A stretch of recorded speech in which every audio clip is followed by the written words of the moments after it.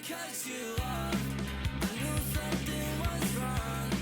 I shouldn't have to call you back, 'cause now you're mad and you think I dropped the ball. That's a bridge I haven't crossed. Not my fault that you're pissed off. You shouldn't have to treat me like this. Treat me like this. Now I'm all alone once again.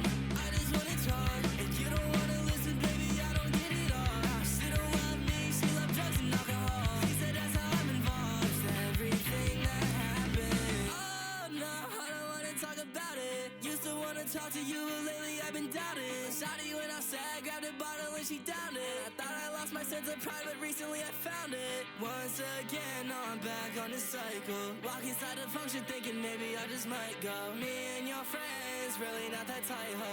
It's all good now, they all had to cut you off. I knew something was wrong. I shouldn't have to call you back, 'cause now you're mad and you think I dropped the ball. That's a bridge I haven't crossed. Not my fault that you're pissed off. You shouldn't have to treat me like this. Treat me like this. Now I'm all alone once again.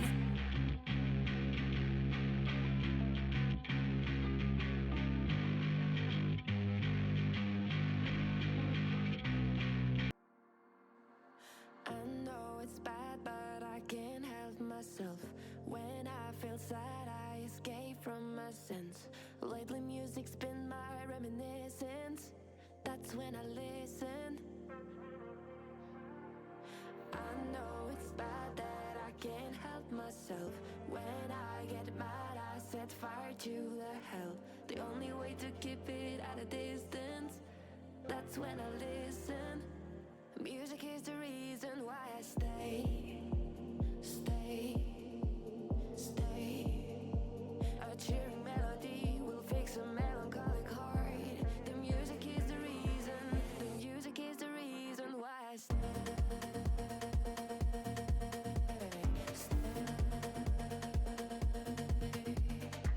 I feel alive, I feel alive, I feel alive.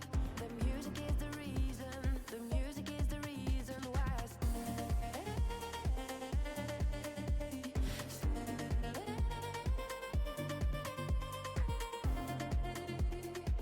I feel alive, I feel alive. The music is the reason. I see the signs when I stay in my shell. As soon as I'm sad, I tend to build a fence.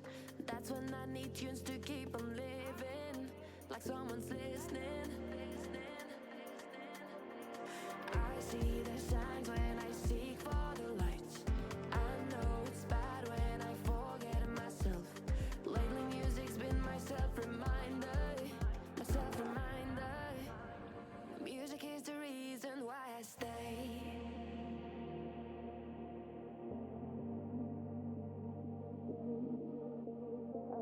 Melody will fix a melancholic heart. The music is the reason, the music is the reason why I stay.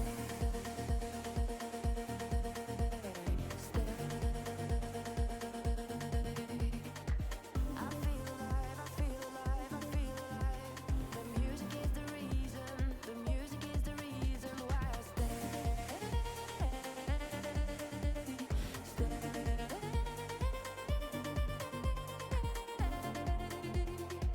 I feel alive, I feel alive. The music is the reason why I stay.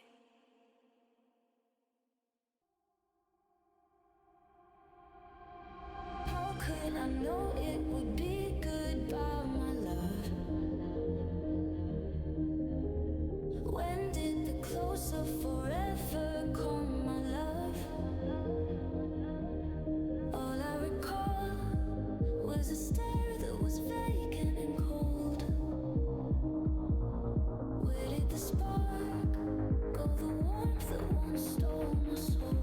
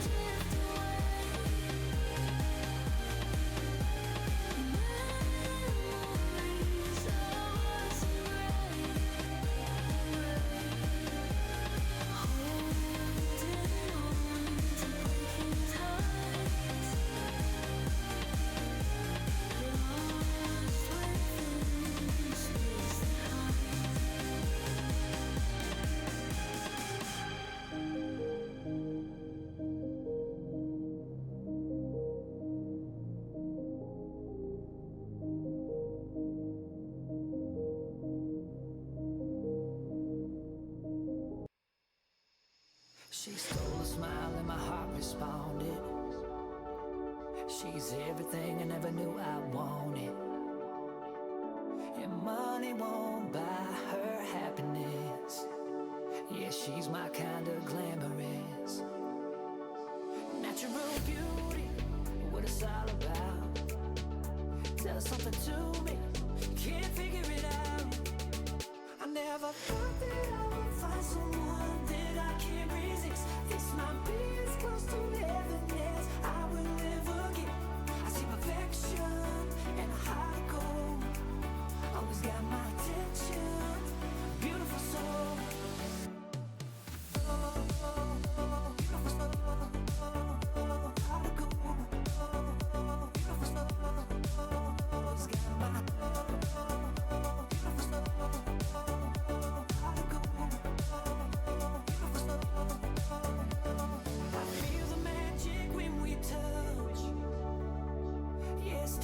First time feeling rush. She's laid back and catch you up. A real homebody, it's wonderful. Yeah. I never thought that I would find someone that I can't resist. This might be as close to heaven as I will ever get. I see perfection and a heart of gold. Always got my attention. Beautiful soul. And good evening, folks. Welcome back to Phantom League Season 5. We're finally here in playoffs with some elimination games on the line. It's going to be an absolute banger of an evening. My name's Travi, and I've brought some company with me tonight. The one, the only, the very legendary, the very much hype man, the amazing Buffet Bob. Oh my God, what an introduction. Thank you so much, Travi. I'm excited to be here. You know, I feel like you've been doing this way too much alone. We gotta start bringing in some more action to Phantom League, and we've got some fantastic teams. So firstly, Travi, I gotta respond with an answer, with a question of my own. How are you doing? I am doing absolutely amazing. You know, it's so fun. There's nothing that I love more when we get to this point of the competition and we're starting to knock out teams. Because I don't like sending teams home. Don't take that the wrong way and click it out of context, please. But this is the exciting part of the competition now, right? Where teams are starting to get eliminated, teams are starting to progress forwards. We're really kind of starting to separate the cream from the crop here and really see who can make that dream lower bracket run to playoffs all the way into the grand finals. Because we do see it quite a lot in Siege, don't we, Bob? Where you get a team, they get knocked into the lower bracket and just something about the momentum, something in that little, the magic in the air, it propels them all the way into a grand final and sometimes even a victory the whole tournament. So this could be the start of something. It could be a really good beginning to a better age, but we're gonna have to see it. I mean, we have two teams facing off, and of course, for anyone that hasn't read the title, it's gonna be Embition facing off against 166 or 166, whatever you want to call the teams, and they're gonna be facing off at a best of 3 now. Travi, are we ready to show the maps? Are we looking to showcase them? You know what? I think we should show the maps. It'd be rude to sit here. We know the maps. But you don't, so why don't we change that? Let's go and have a look at our map video here, folks. As you can see, Clubhouse, Bank, Border, Cafe were the first ones taken off the board there. And then our first map pick, we're going to be going to Chalet, Bob. Okay, now this is what I'm loving about this entire map pool is how diverse it is, but let's talk about Chalet. Chalet is like Clubhouse in a sort of sense. It's very aggressive, everyone knows it, and it's a lovely map. It's also very cool for a change of what we actually have going on the outside, where our skin is currently burning thanks to the lovely season that's called summer, but Chalet is going to give us a bit of a break from it, and following is something that's a bit more new, a bit more recent. And Travi, what do we think about Lair? I've had the pleasure of casting it a few times in Phantom League so far this stage, and every time we've seen it, it's delivered on being a map that not only goes the distance, it's just utter, complete chaos and shenanigans are the best way to describe Lair at the moment. I think despite being in the map pool for quite a while now, there are a couple of teams who I think are still trying to figure out the ropes, work out exactly how the map's playing, find perhaps what their preferred play style on the map is. It's always a lot of chaos. There's always a lot of, it tends to be quite defender-sided at the moment. But I think it's going to be a really, really great sort of contrast to that Chalet, which, as you said, it's very aggressive, but it's also very well known. And then we head to Skyscraper for our third and final map, if we need the decider, of course. If we need to decide which of the teams is going to be the one to really break over the tip of the edge, in Skyscraper, if you have utility, the rule is you throw it. That's how Skyscraper works. There's going to be a lot of shields, and even if those are banned, you have deployable shields, you have more shields on attack, so you can't even ban all of those. And Skyscraper is going to be a real mess. I imagine Lair as well. And Chalet, maybe a bit more symphonic, but you know what, Travi? I'm excited for the action. Yeah, I think you said it a minute ago. Diverse is the key with this map pool. It's going to be testing every single attribute of these teams here. You can't hide anything. Nothing is safe. Whether you're slipping up on your fundamentals, your entries, or your utility use, or your overall strategy, anything you're going to slip up somewhere in these three maps, you're going to be exposed for it. And the other team, it's prime position to take advantage of. And I mean, we can't say it enough, Buffo, right? It's an elimination game here. It's do or die. We're in the lower bracket. If you lose this, that is your run in Phantom League completely done for this season, and you're off the board. I mean, but then look ahead. Even for the team that goes ahead and wins this one, it's still, I believe, four or five more best of threes till that grand final. It's a long road regardless. It is. It's a really long road, and I don't want this to be a sprint, right? I want this match, I want all of the following matches inside this league to be a bit of a marathon. Now, that's secure thanks to the unlimited overtime, which can bring us literally to us casting to 3 in the morning, which, as much as I love casting, there's a certain line I don't want to be crossing here today, and I imagine the teams also get exhausted at some point, but, you know, a bit of overtime, a bit of map 3 action is always to be loved, and I'm going to be looking forward to seeing, because it also, again, shows these are 3 different maps with 2 different teams, and they can show all of their potential, all of their skills, if we just manage to go through each and one of these. Yeah, and that, I think the part is that gets really excited about this whole matchup for me is the results on one map. I don't really think are going to be too indicative of how the next map is going to look, and even going on in towards map 3, I think each map is going to be a mini best of 1 within itself, and it's really who can win the most of each individual maps. But as you said, we've got Chalet to come up first. Before we do head into there, though, we are going to be throwing things off to a little bit of a break. So for you at home, as you said, it's infinite overtime. It could be a long evening, so go make yourself some snacks, get yourselves a drink, get yourselves comfy, because we're going to have a banger of a game, and that'll be coming your way in just a couple of moments.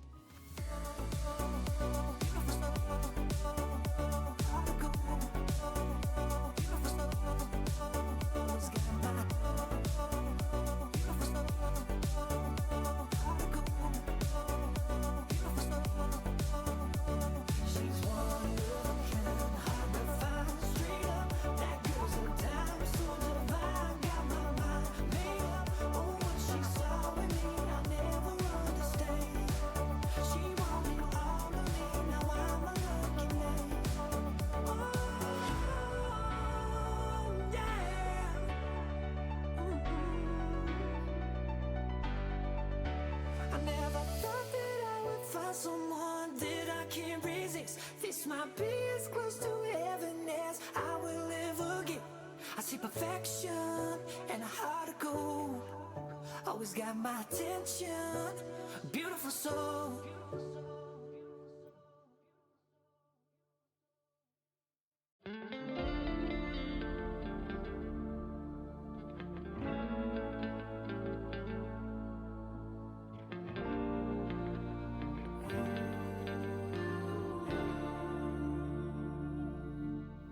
There's a beauty in the way you're worn, and the sharpness of your thorns, so vibrant in the imperfections.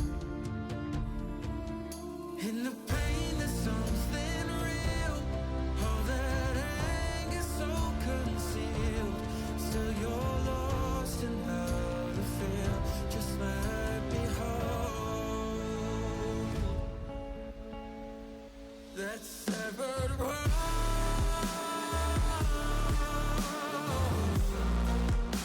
The pieces feel so cold. All the tears won't bring it back to life.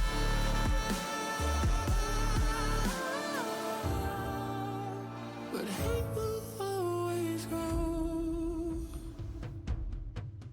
There's a beauty in the way you lay, and the way your color fades. You stand out now with your imperfections.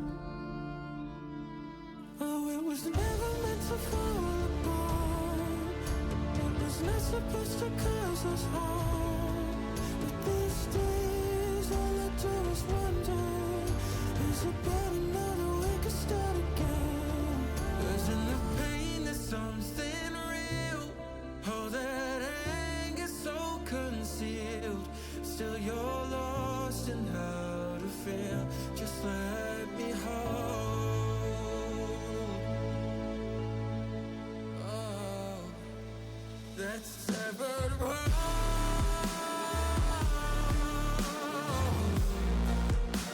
The pieces feel so cold. All the tears won't bring it back to life.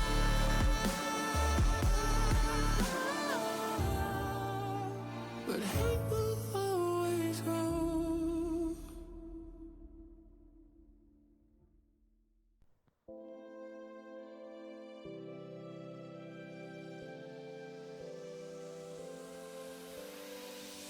One mistake is all that it takes to break up the trust that we made. I'm open to changing my ways this time. Oh, why do I fall for it every time? I'd do anything to keep you mine. So just call my name. Tell me you're never leaving, won't you stay? And I'll play your games as long as the fire doesn't fade away. Yeah, just call my name.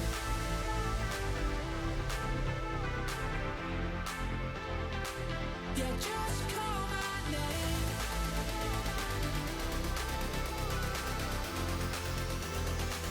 Yeah, just call my name.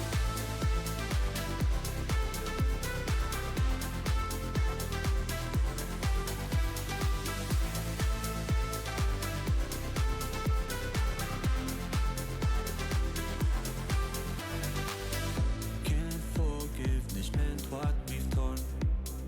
A chance to rebuild what was worn. With honesty guiding my stride this time. No, just call my name. Tell me you're never leaving, won't you stay?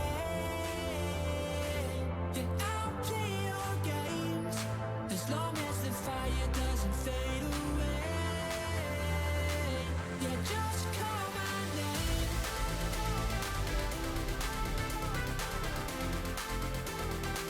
Yeah, just call my name.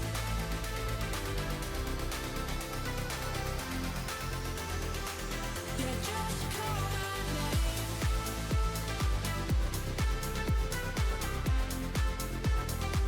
Yeah, just call my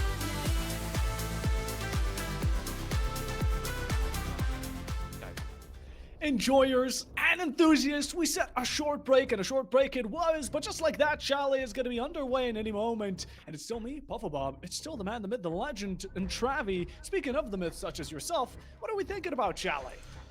Chalet, well, if there's one thing to say for certain about this map, it's going to be an absolute banger to start off this series. It's aggressive, everyone knows it, inside and out. And what a way to start off this match, to start off this series with a map such as this one indeed. But of course, you know the rules, and so do I. It's not a full commitment, but it is a full ban phase that we got to get through before we can get into the lobby. Exactly. And I think it's time we do our due diligence as casters and put in a bit of protection. Now, the first line isn't going to be something we can necessarily outrun, but mirror floors are going to be something that honestly is to be expected. Now, in the following, honestly, the defenders could start banning out a bit of hard breach. Maybe they could go in for a bit of that Brava, possibly Grim bans, which is what I'm expecting. And for the attacker side onto the defense, I imagine they want to get rid of powerhouses such as the Azami, the Fenrir, Valkyrie, be it maybe even the Maestro or Castle.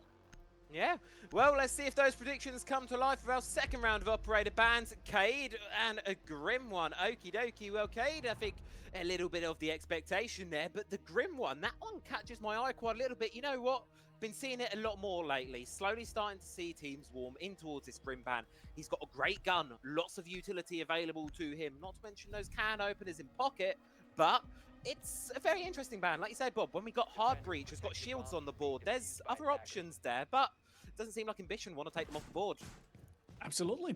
And we're going to be starting off round number 1 here with possibly what I would even argue is to be the best side when it comes down to Chalet. This is where Frost was really popularized. This is where also Grim was brought to attention. And now since he's banned, the defenders can only reap off of this pick early on. Now take a look at the attackers. We necessarily can't lock in exactly what they're going to be fully utilizing as we're waiting for the 6th pick to be initiated.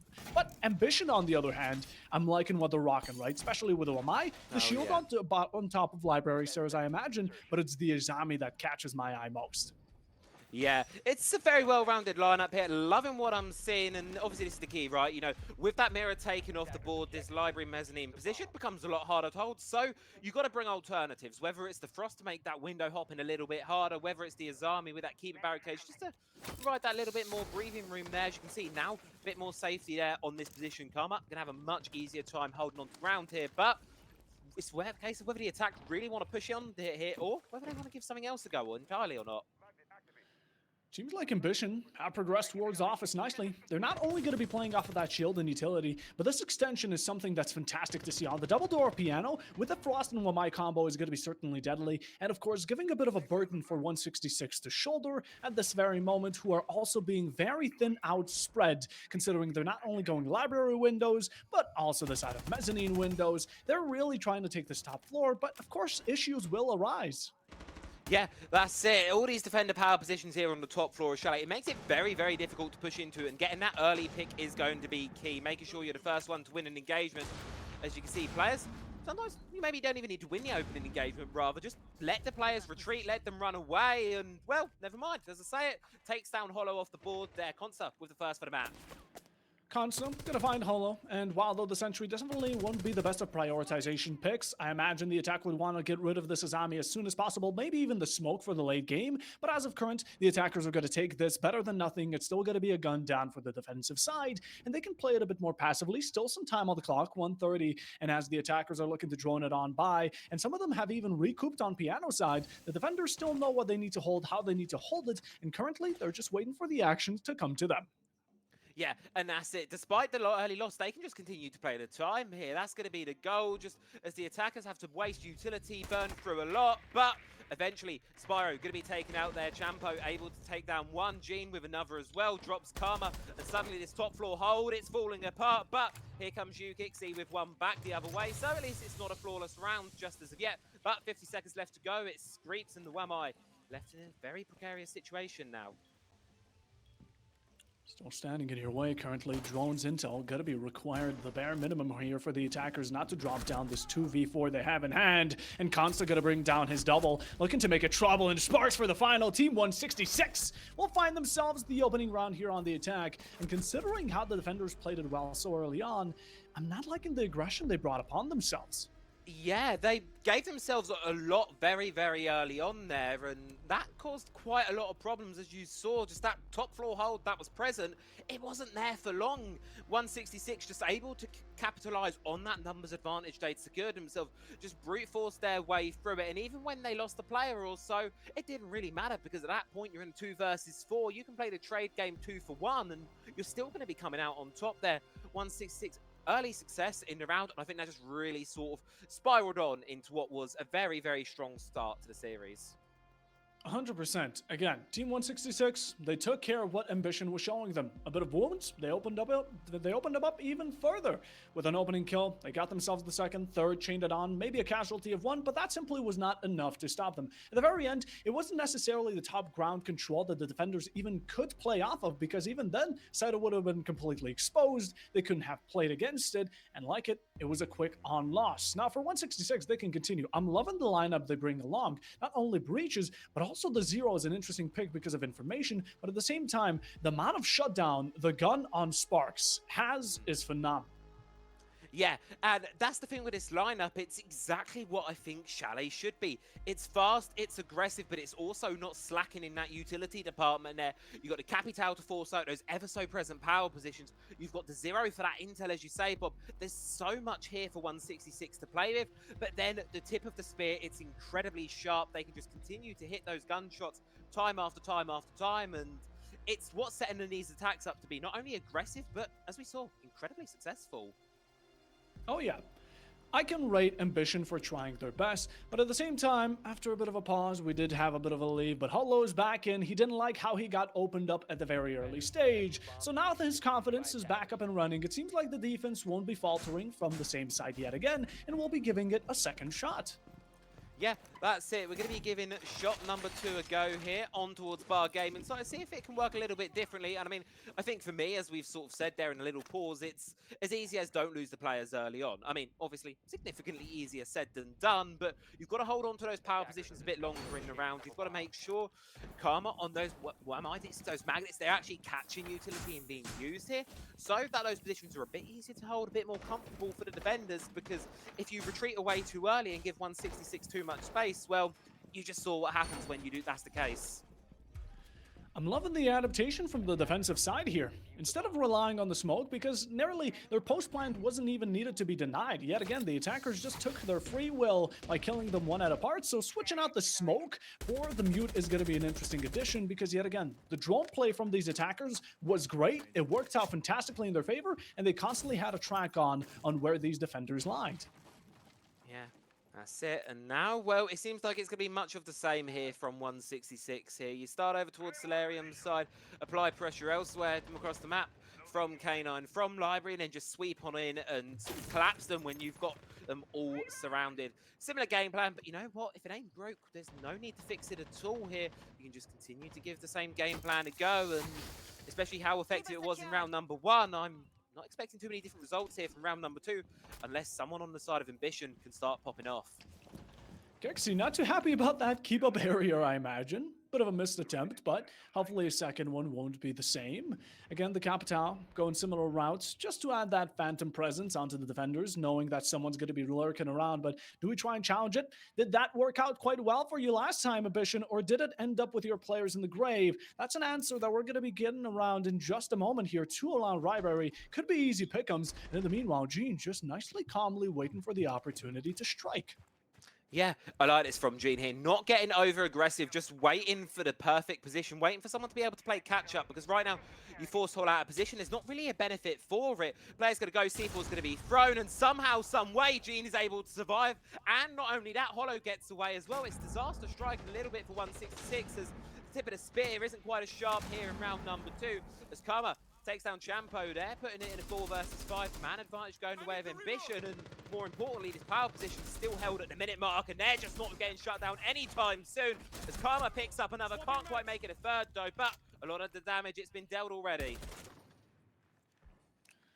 Team 166 seemed to have cooled off finally and needed a bit of kills onto their side, and for them to taste their own medicine thanks to Embition delivering the final 2 blows currently. But speaking of those 2, they're approaching Library, they made a step forward, but what from here on out? I mean, you still have defenders holding you at bay while you can't make necessarily too good of a move.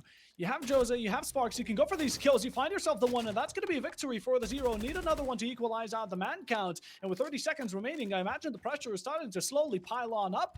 Time is ticking, 25, and necessarily can't rely on it, but with the current given moment, breaking keep-up barriers is going to be the last of your concern if that clock is going to be running out of its juice, as verticality may need to be applied. A C4 right beneath their feet, and Sparks not expecting it. A fantastic to bring it down to the solo. Jose trying to find any final pick'ems, but simply no time, simply no momentum or position to give it off, and Embition are looking to close out their first round as Holo swings in for the final, finds the coup de grace, and Embition equalize it out. A much, much better showing there from the side of Embition in round number 2. Definitely learned from the mistakes of the first, and going in towards the second with a positive 1. So, as we head into just another little pause here, another 30 seconds ago, just to see what's going to happen on through. We'll just wait and see. Either way, it's going to be one of these situations where we're just going to let it go. Let it go on through. And as we head to the call for a rehost, folks, we're going to be heading back into the game in just a couple of moments. So don't go anywhere. We will be back in just a few.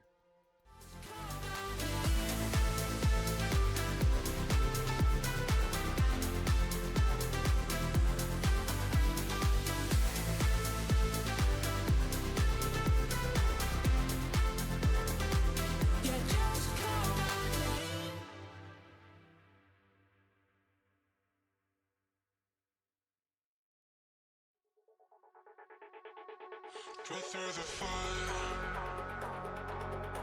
brave the fire, yeah. Chasing something true, caught in a bind. Maybe undo, maybe undo. 'Cause when every core felt off and the silence could be better, every motion falling flat. Had to leave you, had to leave you. Now you're tired to pulling me back. Like a fool to put you to work. With the pain you left still fresh. I can heal you, I can heal you.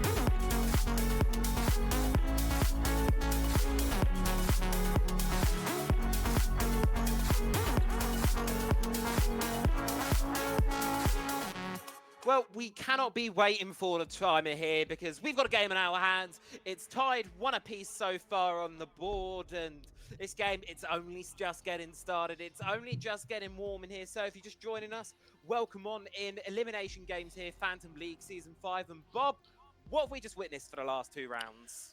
What have we just witnessed? I'd say an equal battle and equal mistakes from both of these sides. Yet again, both of these teams, in the first round, we saw Team 166 dominate quite on towards the defensive as they kept on taking 2v1, 3v1 gunfights, and the defenders kept on handing them to them. The vice versa was then accepted into round number 2, and that's how we get ourselves this beautiful equalization. And as we go on to the third one, with the defenders winning, they'll no longer be able to stick onto this bar and gaming site, at least that being for the following 3 or so.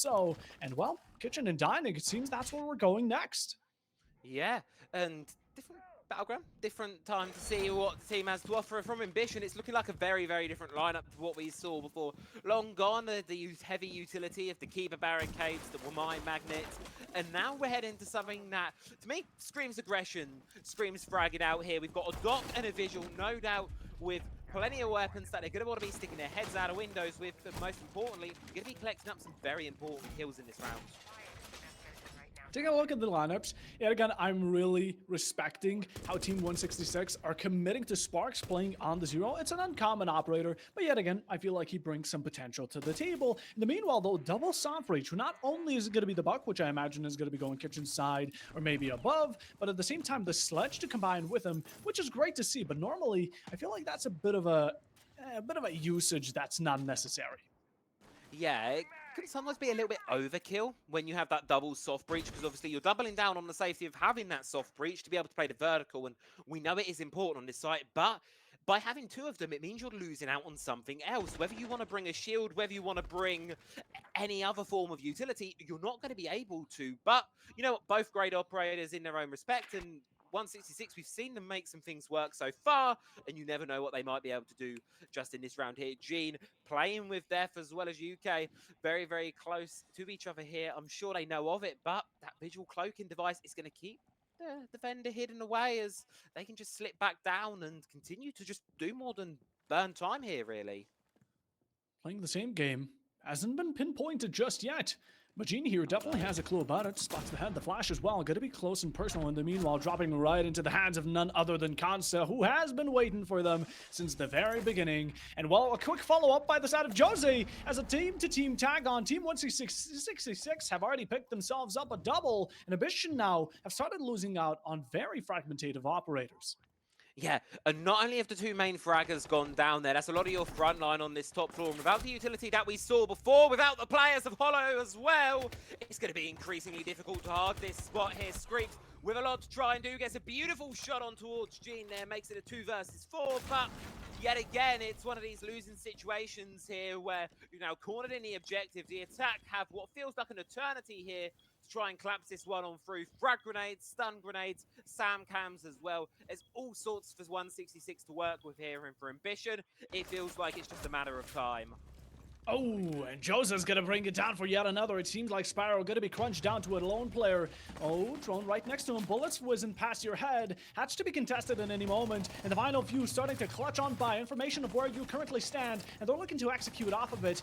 The final few are looking to approach side as well. One has already stepped foot in and going for the plant as well. Little do you realize that wallbangs are going to be your greatest enemy. But Consta as well. He steps up to the task, gets the final, and the attackers are back in the lead.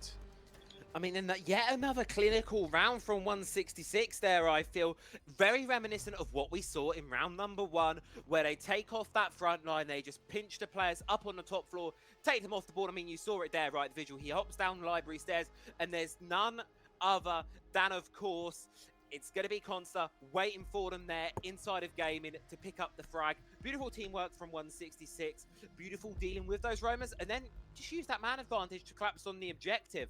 Beautiful stuff. Beautiful stuff. The bans as well. This is going to be, without a doubt, both of these teams actually seeing what the enemies are using alike. The Azami, it's been all across the board right now. For the defenders, I wouldn't necessarily say they've been relying on her, but she has been a point of the defensive, especially towards that bar in gaming. While in the meanwhile, the Capitao, without a doubt, is something that is to be utilized on a map like this, taking out crunches, taking out corners, and cubbies alike, and anyone wanting to stick by either needs Jaeger ADSs or Lamais, which, of course, is a very situational moment. Just like that, we don't want to be dealing with it now, do we? So the defenders are going to get rid of the Capitao. Yeah, fair set of operator bans here, but it doesn't really feel like the lineups we're seeing from either teams are going to be changing all too much here for round number 4. Team 66, they're obviously very happy with what they played in round number 3 rather, and Ambition, well, just thinking they can make the same thing work. I mean, we saw a similar story play out on Bar Games, right? So who's to say you can't repeat the story here over on towards Kitchen? Of course, you're going to have Kerma, UK, playing the long front line here, playing the long roam game. A bit further away from the objective, playing these rat spots. This time, though, going to be in the basement, and the flanking power of this position here, it is so underestimated, I feel, and especially without some dedicated roam clearance operators on the side of 166. The closest you've got to it really is Sparks on that 0 with that flank watch potential. Other than that, you're going to have a really hard time pinning down players like UK in this round. 100%. Might be coming back to bite them later on, but currently 166 are still going to be taking it slow. I love their startup. It's not going to be some sort of rampart barbaric attack. They take their time, they get their certifications, they know what they can and cannot push, and they act upon it. They see everything's clear, they're going to be moving in within the second. And just like that, stepping up, ramping it up nicely, slowly, progression. That's what we call it. On the meanwhile, the defenders simply have to wait for it. And yet again, the aggression here from the Doc is eagerly displayed. There's the double piano hold, which Consta is looking to back up with a drone, getting right below him. Yeah, and this is the thing, Karma's position, it's going to continue to mount in pressure here. Played it close to the castle barricade, just waiting for Gene to try and get that one open, swing it with a hammer and take down the player, but no, looks away at the wrong possible moment and loses out on what could have been a freebie there. No choice but to try and retreat away, but the pressure's on Mountain, but it doesn't matter. Gene gets dropped eventually there by Screeps, who's providing some much-needed support for Embition right now, as the players of 166 struggling to make their entry in towards the building here, but now they can start to push in. Now here comes the piano, holding it. Karma's eventually going to be dropped, stims himself back up. No one to pick up the pieces there. Consta finds the pick back. Finds, finishes what they begun. And just like that, Ambition's kill is going to be for Nadwa. And the meanwhile, Consta is going to continue raining on Hellfire. Finds another, looking for the third. A bit of damage onto Sparky, but not enough to take him out just yet. The Founders are trying to play off of each other, trying these chain of links, but you're peeking into way too many holes that you can handle. Chapo will catch Hollow with his pants down, as currently only 2 defenders against 4 the Rock. We've seen the situation earlier in the first round, as a matter of fact. And Ambition now have to play off of verticalities and lucky kills, maybe 1v1s, to find a situation that might be winning in their favor. A bit of damage onto Champo, not enough to bring him down, but the defenders, I mean, they're currently backed off to their very few last moments. Yeah, and look at the HP on Spyro as well. Screams does gets one going, but he's going to have to get a lot more than that now. Has 3 kills to his name, going to need to double it, not going to be able to do so. Jumpo just storms in, gets the job done, and Team 166, they've done it a second time and are starting to feel they build some momentum now. Even that time in round number 4, despite that early loss onwards of Gene, they're still able to commit through, still able to get the important picks, and obviously, as most important, they get the round done. They're starting to build up that lead now, 3-1 scoreline. Ambition, they can return to bar games, but no, they're actually going to go down towards the basement. Towards the basement? This, yet again, it's very arguable. Chalet is one of those maps where you can play any of the sites, and it's very welcoming to do so. But I would argue that the bottom floor would be considered one of the best, or rather, for a change of pace, one of the worst, in my opinion. But again, it's very team dependent, so if you find yourself comfortable on it, give them hell. Give them hell, Ambition. Oh, yeah. That is it. It's one of those sides, because you say it perfectly. If you're good on it, you can dominate on this bottom floor site. Teams have strayed away from it in recent time, I feel, as a whole, but there's so much potential still down here to cook. So many ways to hold, and most importantly, I feel, plays into what Ambition like so far, which is trying to hold over a lot of the map. We've seen them struggle on it, but it's something they still continue to want to play for. Have those deep roams, have those players playing that extended hold, and try and whittle away the time for 166. Whether that works in round number 5, well, the jury is still out, but there's only one way to find out. Only one way to find out. Team 166 are also going to be bringing a very interesting addition. Now, Champo's Ying is going to be something outstanding. The operator and post plant, even in the execution, could be one of the most brutal changes a defender's side can, of course, have to face. With the amount of Yings coming out, if you don't have the Warden to necessarily counter it, or anything like a Jaeger, which we are seeing from Ambition, that can necessarily pinpoint the Candelas, it might be quite a trouble. Maybe even a bit of a tide changer, and even possible opportunities for 166 to completely turn it around. But that's something we'll have to see. Jumpo, really aggressive early on, straight in towards Dining here, hatching towards side is open, dealing with utility up from above here. You're sort of caught in a rat's nest, but look at the amount of damage he's able to do with the LMG up here. So much burnt, so much done early on into the round here, and for very, very little cost here from the side of 166. Giving Gene the opportunity to push a bit closer towards Boiler, as obviously she saw a second ago, trying to get that main Snowmobile breach open. It's going to be a very tough ask with these Mutant Jammers and Bandit batteries. So perhaps alternative means are going to need to be considered, but 166 seem to be prepared to do so there as the fireplace camera does get destroyed. Now, here comes the time for the front line of Ambition to come alive and try and stop the attack at the forefront. Without a doubt, the entire lineup here from Embition is going to be very turtle shell focused. We see the Yugoyo, we see the Fenrir as well, and with the Bandit and Mute, it's without a doubt something that they want to close hold, and they want to hold close, tight, and make sure that, of course, when it comes to those final moments, they're able to back up their own fight. Now, Yuxi is definitely one of those players who likes pushing up. We saw him on the Jaeger as well, and if the 416 Carbine can deal some major damage to the attacking side, let it do so. But the current moment, your team is going to be facing a lot of consequences on this bottom part, and the C4 is going to be one way to deal with them. The MP7 to follow along, and it seems like the attackers are starting to slowly crumble apart. The breach might be coming out, but was this exercise worth it? Yeah, that's the thing now, because you've got Chumpo left on their lonesome up here on the top floor, fighting, holding on for dear life here. But you can't be giving those picks away, because now we're 3 versus 3. And look at the operator, that's got vertical control on the objective. It's the Ying. Here comes that Candelas, and despite the HP, there may just be something workable here. Get through those Jaeger ADSs here, but no, you're going to have to pause because of the Vulcan canisters. Alternative entry means need to be considered right now, but a full-on brawl. Trompo's just storming in towards the objective, can't quite find the pick, but Joza finds Hollow, 2 versus 2, but oh no, Gene's gone down here. Joza, with it all to do now, 1 versus 2, looks the wrong way, Screeps swings out, Screeps goes huge, and Embition, they get to the basement site, locked down. That's the element we were looking here for Embition. Those final few moments where Team 166 are out of time and they're looking for those final resorts to back themselves up.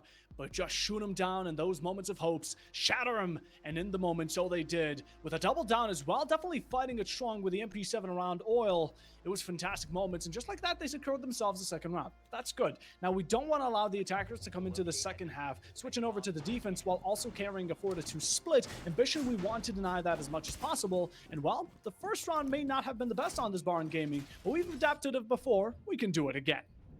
Yeah, and Embition keeping things interesting with this lineup here. UK, a player we've talked about quite a bit so far. But one thing I want to highlight in this round is their operator choice, the Echo. And I'm looking at this lineup, Bob, and I'm going, there's no one here that screams for me aggression. No one here that screams, I'm going to stick my head outside of a window with an ACOG and try and take someone's head off 5 seconds into the round. For Embition, I don't know whether they're going to play it that way, but it certainly, at least in terms of lineup, feels like it might be a little bit of a slowdown and some more plant-oriented play here, which is something we've yet to see from them. But curveball in the final round of the half, it could certainly be the difference maker. But the attack, they're changing things up as well.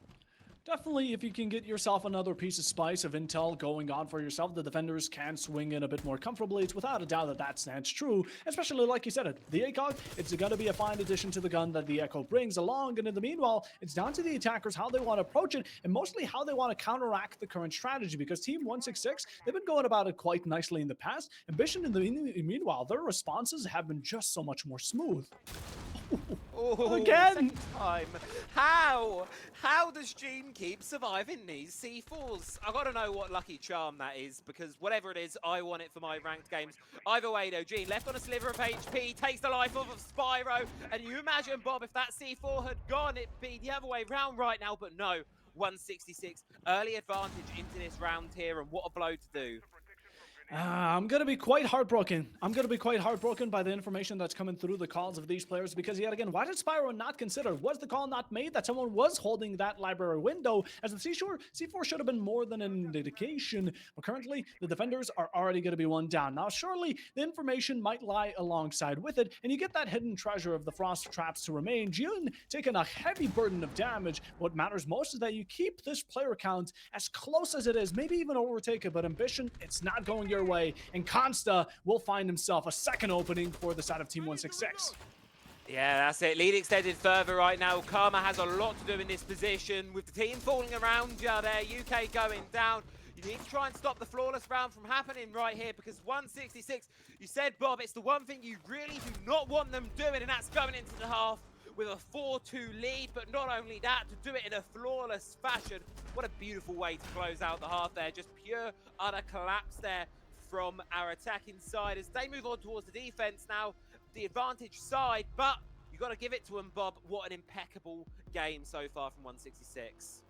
Again, 166 are just doing what they're working with. Ambition are the one handling the right cards overall, though. As for the attacking side, they did what they should have done. And of course, Ambition, as much as I wish you could have maybe handled it a bit better, time has already passed on by. We have to focus on the present, not the past as much just yet. And looking towards these bans yet again, it seems like we're going to see the mirror quickly gone off yet again, although this time it seems the ace will be the first to go. Yeah, I mean, you said it in the first half, right, Bob? Hard breaches are king on a map like Chalet, especially someone like Ace. He's just so incredibly versatile. Can throw those hard breaches from a quite safe distance, plus has the AK-12, incredibly hard hitting weapon. And, well, hard breach bans, they're going to be doubled down on. Thermite taken off the board, and a Tuberal there for the defensive final ban. And quite an interesting one, I feel, but one I love to see regardless. Oh yeah, 100%, although there are some exchanges, right? Maybe you get rid of the hard breaches, limit them down to a Maverick and Hibana alone, which is definitely going to make their job a little bit harder. Without a doubt, I mean, can openers as well being a possibility. Maybe the attackers are still going to find a way around it, but what they now have open is going to be the Bravo. It's going to be the floor, so if you want to play that Azama comfortably, sayonara. At the same time, shields are completely unrestricted at this moment, and Ambition, they might have themselves a bit of an easier time through gunfights alone and overtaking this verticality. Yeah, that's it. It's the shields can take so much ground so quickly, and considering all three of them survived the ban phase of half number one, I'm quite surprised we didn't really see them come into play until that final round there, where we saw the Blackbeard being bought. But what damage he did do, at least here for round number 7, doesn't seem like the shields are going to be to play. A lot of utility being brought up from the side of Ambition, a far cry from the aggressive lineups up of their defenses, but at the end of the day, it's what works for them, and I've seen it before. Their utility game, especially on the attack, can be immaculate at points. They can be so good at getting this utility in the right places, being able to force these players, these defenders, into tricky positions, and then be able to flush them right back out of them with the utility, take their head clean off. Some great opportunity spotting can be found from Ambition, and their attacks can be good, but 166, they're feeling so confident right now, it's going to be a tall ask. Ambition, they have velocity in the name, the way they're going to be moving up ranks, going from bar quickly to progress all the way up to library, and in the meanwhile leave no traces of themselves while also covering all ground, gaining it for themselves, information alike, and their golden potential of that utility they bring is perfect to counter everything the defense currently has. The Goyos, we have the Twitch. Of course, anything like Shields, Frosts, and Arunis could also be something the Flores can take care of. Overall, I think this is a fantastic lineup from both of these teams. It's just the downside that the 6-pick is possible for the attackers, where 166 might be on a bit of a loss. Yeah, that's it. Obviously, the defense, they don't know what to expect. The attack, they can not only see what they're going to expect, but then also make adaptations accordingly. And Ambition certainly making fine use of that feature here in the prep phase. But early scraps here starting to occur on the top floor. No one taking any damage or being eliminated just as of yet. But I've got a feeling with how aggressive this angle is from Consta, that's going to be changing onwards very, very shortly. There is Karma going to be the first one to take a little bit of damage from the long angle here. But it's actually UK there to drop. Be the first one eliminated. Scream's looking to get aggressive on towards Piano here. Going to be missing out the shots there, and those could have been some round-defining shots, but it matters not because Spire is able to hit them, takes down Gene, and it's 4 versus 4. A moment of silence here. Ambition are thinking about it. What's the right step to do? Yet again, information is something the attackers have been heavily relying on, and a random wallbang almost takes Consta out of the competition. Looks to return the fire, gets the down, but not going to be much longer. That the F2 is going to be striking for yet another moment. Shield there in your way. Joe's going to work off of it fantastically. Got to watch out for Closet, though. You know that someone's going to be right around the corner, and this 3 against 3 currently is going to be changing thanks to Screeps making a fantastic effort. The cam's going down. Information starting to lack. Utility as well, and Champo, your Goyos are already far gone. That's it. Now the defense not got anything more than their guns to hold on to. And for the case of Sparks as well, not a lot of HP left in back pocket either. One shot going to be enough to take them out of this lobby here. Going to need to hit those shots with this shotgun here. Sometimes described as a DMR, but as the flashbangs rattle on through, they are going to connect, but it matters not. Hollow gets dropped. They know about the player defusing, force them off with the Vulcan Callus, but no, it's a flanks from Screeps. Like it's immediately shut down here. Karma just has to go for it, and that's going to force him right into the sight line of Sparks, who carries 166 across to their first defensive win. It was down to 2 major players. This was a clash of titans. Screeps or Sparks. double S, but call it a W for Team 166 as they get round number 5, meaning they're going to be only one step away from certain match point. And imagine the pressure that Embition are going to have to rock on through. They had such a great beginning. Yet again, they had the mad advantage. They carried it through verticalities. Well, they had all they had hope for, but one thing remained, and it was that utility downstairs. It seemed the Twitch didn't do the job fully as they were too preemptively focused on taking out the players upstairs, which isn't a bad directive. But in the end, even then carrying it through, hero plays like that will not get your entire team through that round. You need to play as a whole, a bit of hive mind energy, and just maybe Embition can still have a brighter future. But currently, 166 are still 3 rounds up. Yeah, and it's especially after a round like that, a round that really should not have gone the way of 166. You do have to question the mental a little bit for Embition there after that one. You're obviously coming off a defensive half, which should be favoured in a 2-4 deficit, and then to lose the first round of your attacks, which should have been quite a comfortable closeout there to just, let's be honest, Sparks going absolutely nuclear. It's very hard to come back from that one mentally, and right now, 166, as you say, 2 rounds away from closing out Chalet, and considering the powerhouses of the sites on this map, right now it's a goal that's very within reach for this defensive side. What are we doing, Champo? You know your super shorty isn't going to be reaching that long. Come on, we're being a bit too cocky now about it. He teases the side of Embition, as if, of course, this round lead wasn't enough already, just to make sure the mental game is still going to be locked in from the side of the defensive. As the current process still on goes, verticality from below. Yet again, we want to get Champo out of his current position. Embition need to be flushed down right back to side. Either that, killed, or forced into a position they don't want to be. And that's what the attackers are currently doing, which I'm very respective of. But Embition, we need to do it together, because otherwise Champo might be getting away with a kill of his own. And speaking of which, Scrapes finds his 1v1, and in succession, so he does. Yeah, and that's it. That's the cue for Champo to just run away from that position. Now, your coverage, your possibility of a trade is completely gone. You just need to escape and do it with your life, and that's exactly what Champo does. At least remaining a lifeline into this round here for the side of 166, but it's given Embition so much space, so much play area right now. And look at the time at the top of the screen here. Still over half the round to play with, and the thing is with this top floor site, Bob, is look at that. We're halfway in, and they're knocking already on this objective door here, trying to get the walls open. Oh, it's not looking good here. As much as the Habana trick is something I'm very satisfied by. In the meanwhile, C4s here from Joza have proven to be quite difficult, specifically C4s on that library window, but currently looking to deny any type of entry. Embition are getting stopped at most moments where they try to find this breach, as in the meanwhile, Gina's going to be taking it up on to himself, finding an opening for the defensive side, and now even looking to continue this defense on Piano Sturdy. Yeah, that's it. And this is the thing about Izami. You get rid of those keeper barricades, and, well, she just has more in her back pocket. Pops them right back up, and suddenly it's a very difficult push in here. Flashbang's going to come on through. Doesn't quite have the intended effect, and Jean's able to capitalize on that. Takes down Spyro, knows about the one out the window, swings it, finds it. Triple within the round, eventually shut down there by Karma. But the man advantage remains in the pocket of 166 and grows even further. It's all up to Karma. Now in a 1 versus 3, 30 seconds left to go. And Team 66 map point here seems inevitable. Oh, it's heartbreaking to see what the Habana was failing to do right now. Those soft breaches, or at least the trick with Habana pellets, definitely wasn't in succession. Attempted 4 times in the meanwhile, or rather 2 times of pairs. But in the current state, Karma will be falling as the last. Champa with a swing. And yet again, another game changer from a single player. It's without the doubt that the Izami SMG kept on swinging and found succession one after another. And that's what's allowed 166 to currently find themselves match point within the 8 rounds they played up until now.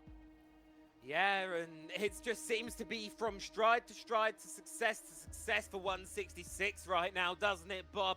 Feels like they can't go a step wrong. The script is in their favor, despite some very great openness to the round from Embition. It just, as minute it becomes about getting that job sealed, getting the job done, they struggle.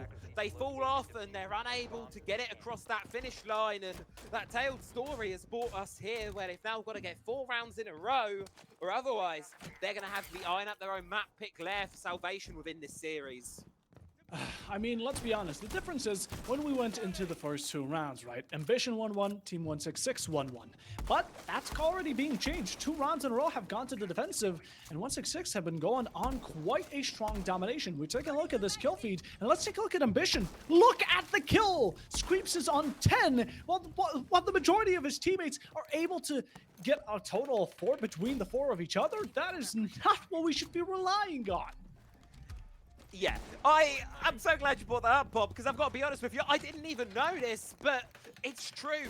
Right now, there is just one player on Embition making an impact, and that is Screeps, and you've got to give it to the guy, because it's been an incredible performance throughout this map so far, but it's a tale as old as time. Siege is a team game, and if the team is not performing, no matter how great your star players may be, they're only going to shine as brightly as the space behind them. And right now for Embition, it just doesn't seem to be carried on through. 166 having an absolute field day so far. Everyone is positive. Everyone is pulling their weight. And right now, they've got to just be feeling so comfortable. Want to be careful. Sparks don't want to be stepping into the wrong turn. Otherwise, you might be finding yourself among the dead. Embition right now, yet again, those first few early progression points they get towards office side are always the same. But making that next step is where they find themselves so encumbered against 166, who have shut them down one after another. And in the meanwhile, let's take a look at Gene right now, going for a bit of a flank, not willing to expose himself either. Oh, this could be huge if Gene can slip through the cracks here and get one while all intention of Embition is over. Chalet may as well be done with. Spyro's going to be dropping to the floor. And now for the side of Embition. They're in a sandwich, not one they want to be. Eventually the flank will be dropped there by Karma, but it's a 4 versus 4 game plan. Is total disarray right now. Do they know that Champo's taking the opportunity to get up close, get aggressive? No, they do not. And that's going to take out Karma. 4 versus 3, 3 versus 2, all up to Hollow, all up to Screeps to try and stop Chalet slipping from their fingertips.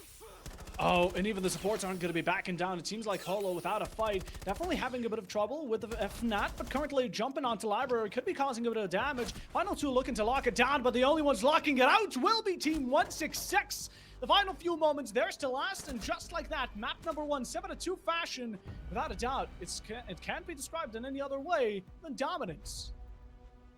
Absolute dominance there for 166. Took them a couple of rounds to get into it, no doubt about it, but once they were feeling themselves, once they were feeling confident, they were there, they were performing, and they were having an incredible game. So, with that one being said, map 1's done and dusted right now, Bob. And I've got to admit, I've got my worries right now about Embition. Yes. Because 166, after that first map, they are going to be riding the highest of high momentums right now. And I bet you they just cannot wait to get their teeth stuck into Lair. Yes, 100%. I mean, okay, let's take it like this. Chalet's a bit more aggressive. They can express their fantastic gunfights, and we saw that from the side of 166. Embition, on the other hand, if they're not going to be able to pull their strategy game together in this following map, well, the best of 3 is going to be over a bit more quickly than expected. Although, yes, Rainbow Six Siege is an FPS shooter, blah, blah, blah. Strategy still matters. Utility does as well. And Embition, I imagine they can do it going into the following. But Chalet definitely wasn't the best first impression. Yeah, but I think I want to just quickly, before we throw it to break, revert back to something we said in the pre-game segment. Yeah. In looking at this best of 3 ahead, I'm actually just going to pull up the map veto for you all here at home again quickly. Look at the 3 maps we've got picked. Chalet, Lair, and Skyscraper. I don't think you could get 3 more different maps within this pool in terms of how differently each one is going to play. Whereas Chalet is a lot of aggression. Lair is still a lot of unknowns, still a lot of news, and still a lot of potential for Embition to fight their way back into this series. They wanted to go to this map for a reason. They wanted to play Lair for something. Now, all they've got to do is just show it to us. Just show it to us. But Travi, as the drums were about to get rolling, I think we're going to take a short little break just so these teams can get ready, so we can also rest our voices. And you know what? I'm excited for Lair. Oh, Lair is going to be banging, and Lair will be coming your way soon, folks. Don't go to bed. Back in a few.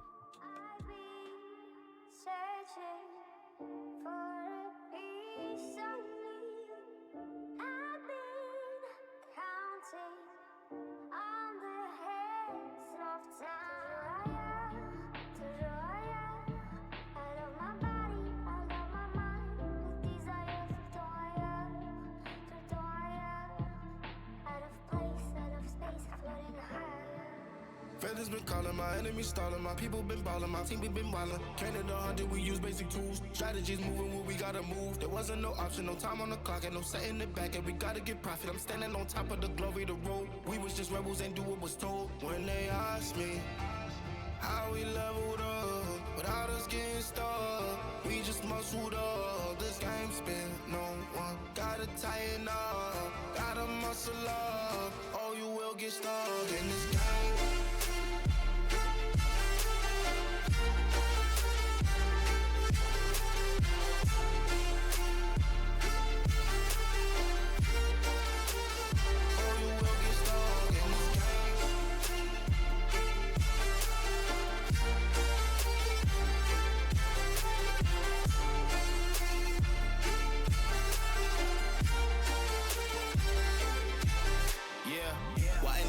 I'm balling on top of that mountain. I'm on and I'm calling my mama to tell her I'm good. I'm surrounded by family like back in the hood. I was falling from grace, I was misunderstood. Hey, the pressure will sit you right down, but I stood up. I mean what I say and I say what I mean. On the balcony screaming, they just let me be.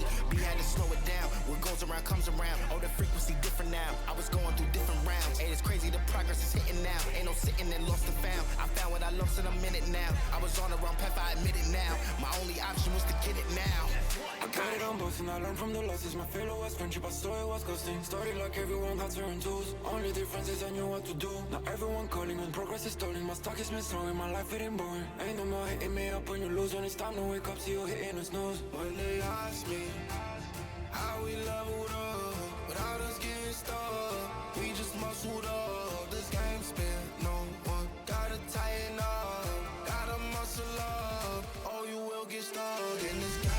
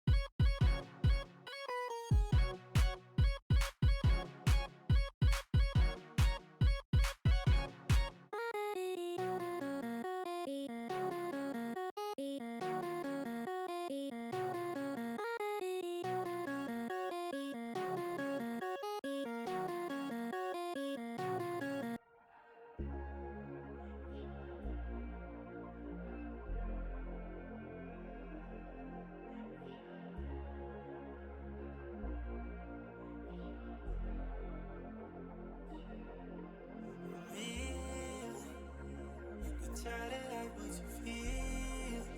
All the try to push on my deal. Take your time to complete. I ain't wanna rock star. I can't be the one for you, but you let me wait here. I'm impatient, but I take it. I know you know that I won't be far. Let me fix your scars. Just one call. Oh my God, gotta be down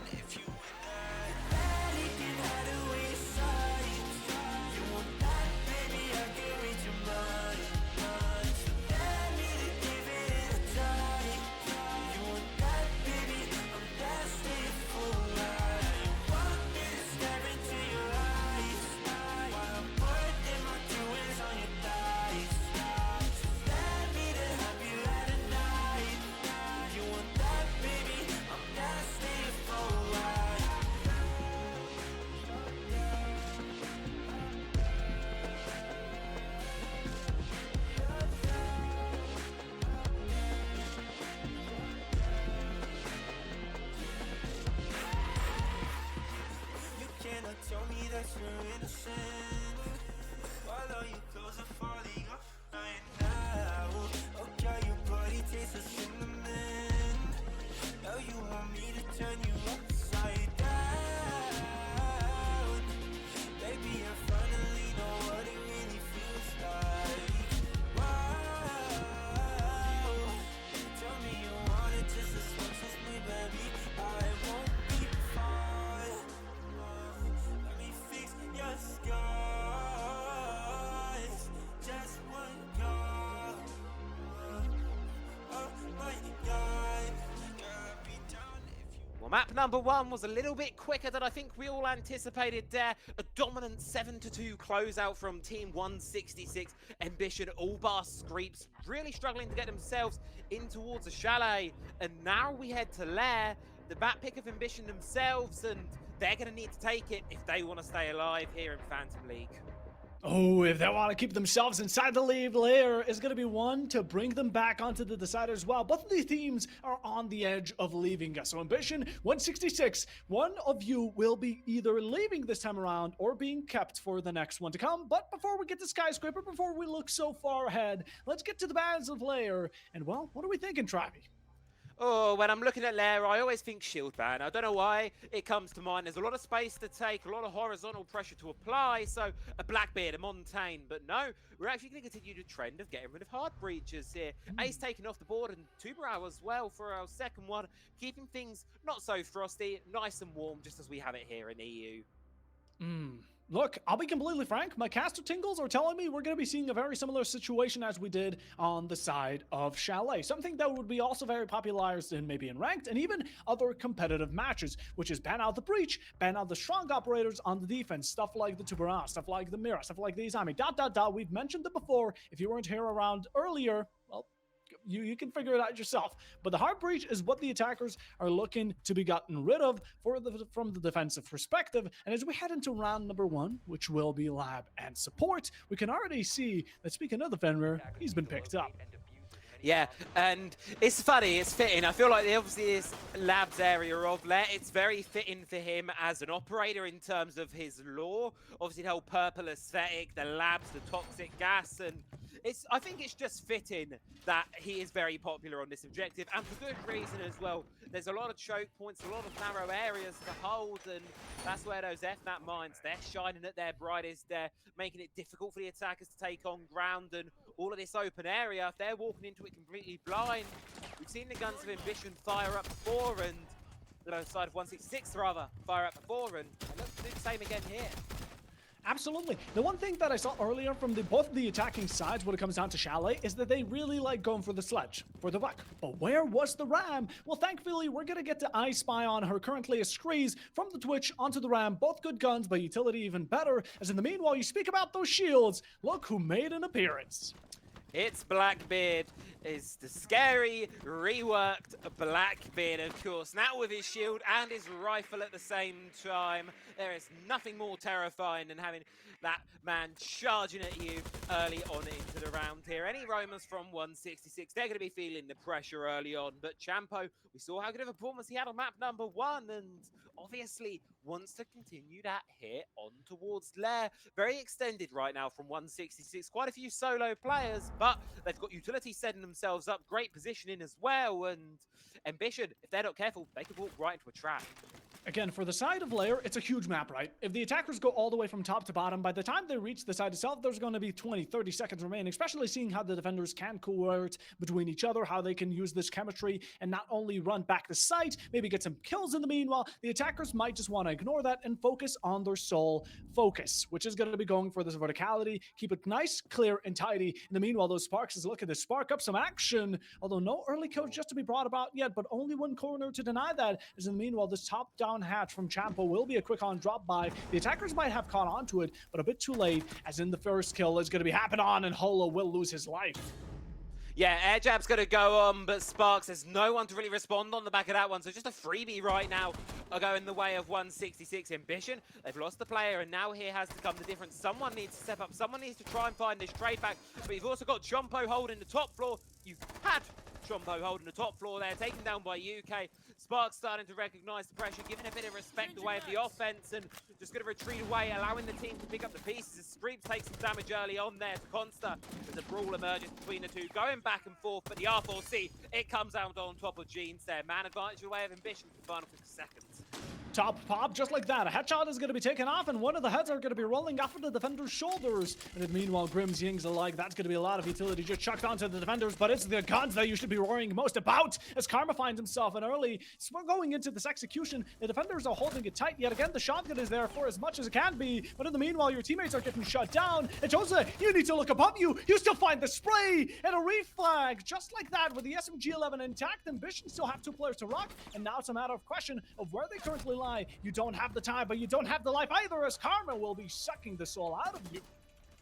A beautiful, beautiful round there from Embition, realizing the weakness on towards the objective there and just sending it down the back in through filtration. Get everyone in the site, get everyone in a position, and you've got to give it to the Blackbeard, you've got to give it to the Shield, charging through, taking lots of territory and leaving any defenders shaking in their boots. Despite the early picks from 166, not really able to hold on to that one there, just a little too spread out, a little bit too thin, and it gives opportunity to Embition, and opportunities what they're going to need to be taken right now.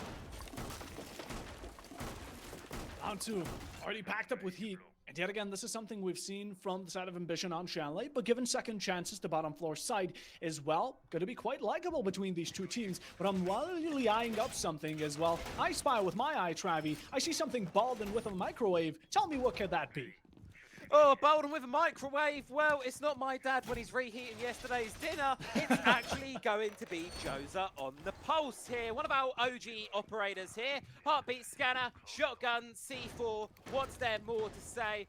Bit of vertical action, a bit of C-Force from down below, and considering how Embition did want to play that vertical game the round before, a perfect adaptation here from 166.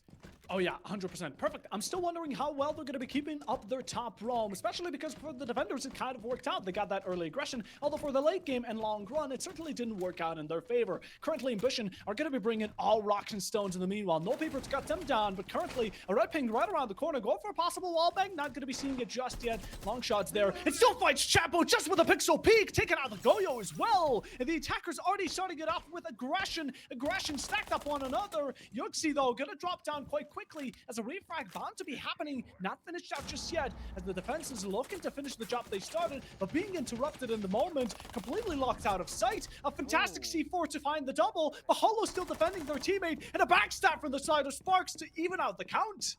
Absolute calamity here happening on the first floor of Lair, and the worst part is it's not over. Josa still playing down below on the pulse, heartbeat scanner in hand, but more concerningly for Embition, C4 still in pocket, and with UK on such low HP, just a whiff of that explosive, and that is going to be you done and dusted here from round number 2. 3 versus 3, all is even right now, but they're aware of the player by the hatch. C4 is going to go, but it is not going to hit the mark there. UK able to successfully bait it on out, and should be able to get the hatch open there with hard breach charges, but not before taking down Josa. Clean shot to the head there, giving Embition a much needed man advantage right now. The C4, they're going to be causing more damage to your teammates than to the enemy. A real hard burner. And in the meanwhile, Holo is not going to be stopping. The ram, the train keeps on persisting. And the final one, Commando strikes with the last. And just like that, the attackers have yet again gotten themselves a sweeping victory over the second round. And that's the dominance that we were looking from Embition that was lacking on Chalet. But 166 can't find a response.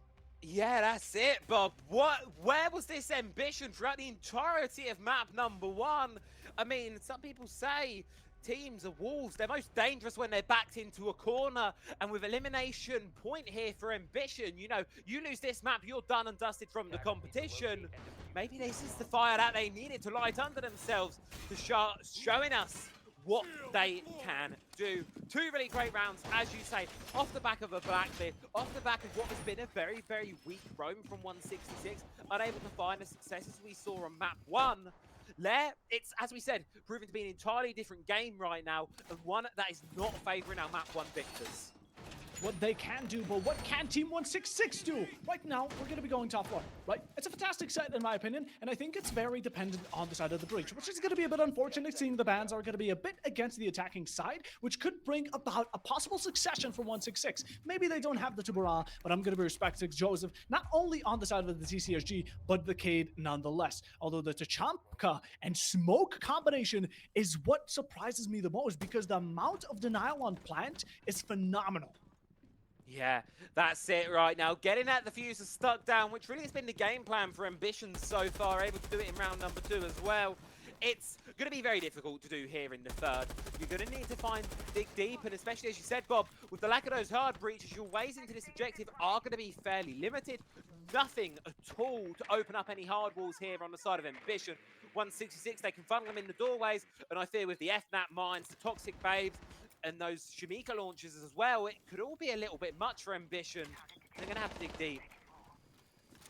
Embition aren't only playing a game of what they can use and what's best for their strategy, but also what to counteract for Team 166. The transitional pick to the Grim as well is going to be fantastic, seeing as how much head holds are interpreted in this specific hold. Now, in the meanwhile, Smoke Babes are going to be chucked left, right, and center. And so early on, I'm not liking the utilization of such quick picks. The smoke might not be brought into danger so early on, and I don't want it to be coming on that corner, but to hold off the shield for as long as you possibly can, and maybe find yourself advantageous gunfights, is possibly an opportunity 166 can work off, and an easy back off. The smoke reinforces, and just like that, Embition now have been stalled. Yeah, and a beautiful stallage at that. They're able to just burn so much time for relatively little cost there. The Toxic Babe, sure, but job has been done, and utility continues to fly away as ADS takes down an Ash Charge. Frag Grenade deals to drop on towards the deployable, but it's just chipping away right now for Embition, and it needs to be a little bit more than that, as that clock is going to be chipping away at itself here. Minute 15 left to go, and while Embition, they're ramping up the pressure, they're still nowhere near to making an execute on towards this objective, struggling to get Hollow anywhere near the building. They need a pick, and that's exactly what Karma's going to do. And I'm imagining this is going to be starting off the main climax. A single kill. Embition are going to be looking for another, but 166 are craving for a refract. Just like that, Consta is going to be up close and personal to 12 gauge as well to deliver possible shocking blows. 50 seconds right now. And what are we thinking of the attackers? This shield is the only one protecting you from certain danger. We've seen how once you're not shielded completely, you tend to be taken out. Gene Solo going to be proving that point further on as another to be blown away out of the competition, off the map. Clean, wipe clean. 30 seconds. Currently, the attackers are working off of their backbone, and they don't have much of a response. Random verticality, possibly that's going to be one way to flush some of these defenders, but little do you know, there's still so much you have to play against, and a bit of kills are going to be dropped. The Blackbeard won't sustain for much longer, and the last one dropping from bottom to top in a 1v4 situation, not expecting the shotgun to strike yet again, breaking them 50%, and with time you have remaining, it's about to be done and dusted in any moment. A pre-fire from Consta wins it out. Just like that, the defenders finally racked themselves up an opening round. Finally on the line here for the side of 166. Much needed round in this one because you complete 3 sides without any success, and the issue starts to grow. Now we head towards the ban phase. I can almost bet money on it, willing to bet my soul on it even, that to 166, they're going to be getting rid of the Blackbeard. As for what Embition want to take off the board, though, could be the Fenrir, could be something else. Only time's going to tell. I say Fenrir. I'm going to have to stick with the Fenrir because, oh, the Cade is going to be interesting because now Embition are going to be forced down to the Bandit and Mute if they want to deny any of these walls. As for the side of the attackers, I mean, they have Habanas, they have Mavericks, they have a Monty and a Blitz as well. It seems like the Blackbeard has been causing some issues to the defenders, and although while the other 2 operators are a bit more non-split, the Blackbeard, I would say, is a combination of the Blitz and the Monty. Monty is going to be very fertile, going to be very standstill and undefeatable. But now that aggression that Blitz brings, although while the Blackbeard has pros and cons of both, in the end, Embition, I'm wondering if they're going to be maybe taking shields out of the calculation. Yeah, that's it. I mean, it seems to be the way right now. Obviously, 6 pick exists, but Embition not wanting to bring the shields this time around. Lack of Blackbeard's going to force them to dig deep in their pockets and really give something else a go here as we return to this basement bomb site. Not been successful yet for 166, but newfound operator bans. Could be some newfound success here. Seeming like we're going to be going with the pulse-centered strategy we saw in round number 2. Backed up with some additional intel. 3 C4s in the pocket of defenders. And round number 4, whatever it is going to start off this quarter in explosive fashion. I can smell the shampoolish head yet again. But the information is so much more vast here, because not only the Fenrir, the Goyo as well, if you call that a bit of a side mission for the pop canisters, but also the Valkyrie will be bringing so much information to the defenders that they not only need to rely on just going for the C-Force from below, which they have 3 of, speaking of the devil, at the same time, they can go in for swings, and without a shield, how will Embition defend themselves? That is the big question right now. Well, they've got some utility, of course. They've got the Ying, which I'm very curious to see how she's able to sort of capitalize and hopefully keep the aggression going here for the attack, as these defenders on the first floor, they're going to be droned out, but the attackers, they've been spotted, they've been marked, intel being fed on through. First C4 thrown, first one connect, and what's worrisome for Embition right now is there's still 2 more to go. Oh, and they're feeding oh so gracefully. This is going to be absolute cannon fodder. Embition losing 1. Verticality going to be limited down to the Ram, which certainly isn't a bad thing, but it's a player less. Ran a wallbang there. Almost found the victory, but the C4 is going to keep on reigning victorious as Joseph find Yuxi. And that's going to be another one. Post-plant as well. 3rd one to follow. And just like that, Embition have fallen down like dominoes. Eye for eye, 1 for 3. Not value, but Team 166 have still found a casualty, while Embition need 2 more kills to equalize it out. I am begging for Gene right now to get a C4 kill. I want this perfect trio. 3 C4s, 3 kills, but at this point, Embition, that is the least of their concerns right now. Stuck in a 2 versus 4 here. There's still players to deal with on the top floor. Do you see him? No, you do not, Gene. Hollow's able to do a lot of damage back, and maybe 166 realised that it's better to escape alive than not at all. Screeps, swings out, gets punished for it. It's now all down to Hollow here. Caught in a crossfire, diffusers cold in the cold clutches of the defenders of Screeps, who, well, Sparks, incredible map 1, map 2 off to a flying start as well, and with the FNAT mines to back him up as well, it's going to be a very difficult one. Baiting him out with the punch holes here, bit of ring around the rosies. Either way, however this one ends, Hollow has no clue where this defender is, no clue what to do. With only 40 seconds left on the clock, take some damage, spray on the wall. Maybe that's not one you want to take against LMG, but the support of Gene gets the job done, and 166, they tie it back up.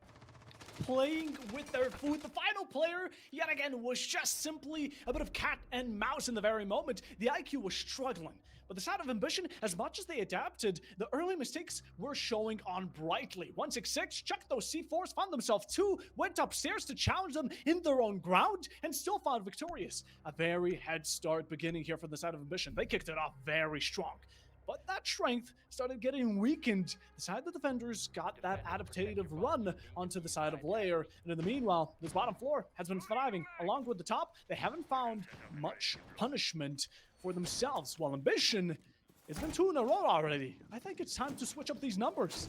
Yeah, and my concern right now is I hate to be a bit of a Debbie Downer. I hate to, throw shade in any of these teams. Embition, they started off Chalet well.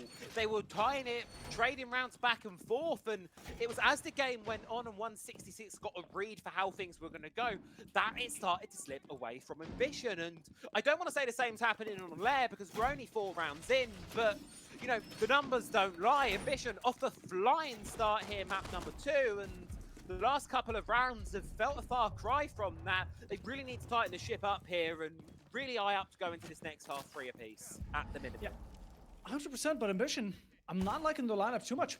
I can respect the Grim, yet again, but him being the second lost player when it comes down to the prior round is not going to be something that fancies me personally, and I doubt it fancies Embition anymore. As in the meanwhile, losing the Buck as well so early on, what are we doing? We need to prioritize who we want to keep safe. Now, of course, with C4s, it's a bit of a gamble. You can only guess, you can only hope, and especially with information that was relayed through 166 eyes, it was a difficult one to guess on through, but as we go into this following, make sure your players are intact, and make sure your gunfights are a bit more easy. The operators are not making your job any easier. You're going for post-plant majorly, while the IQ is only there for utility.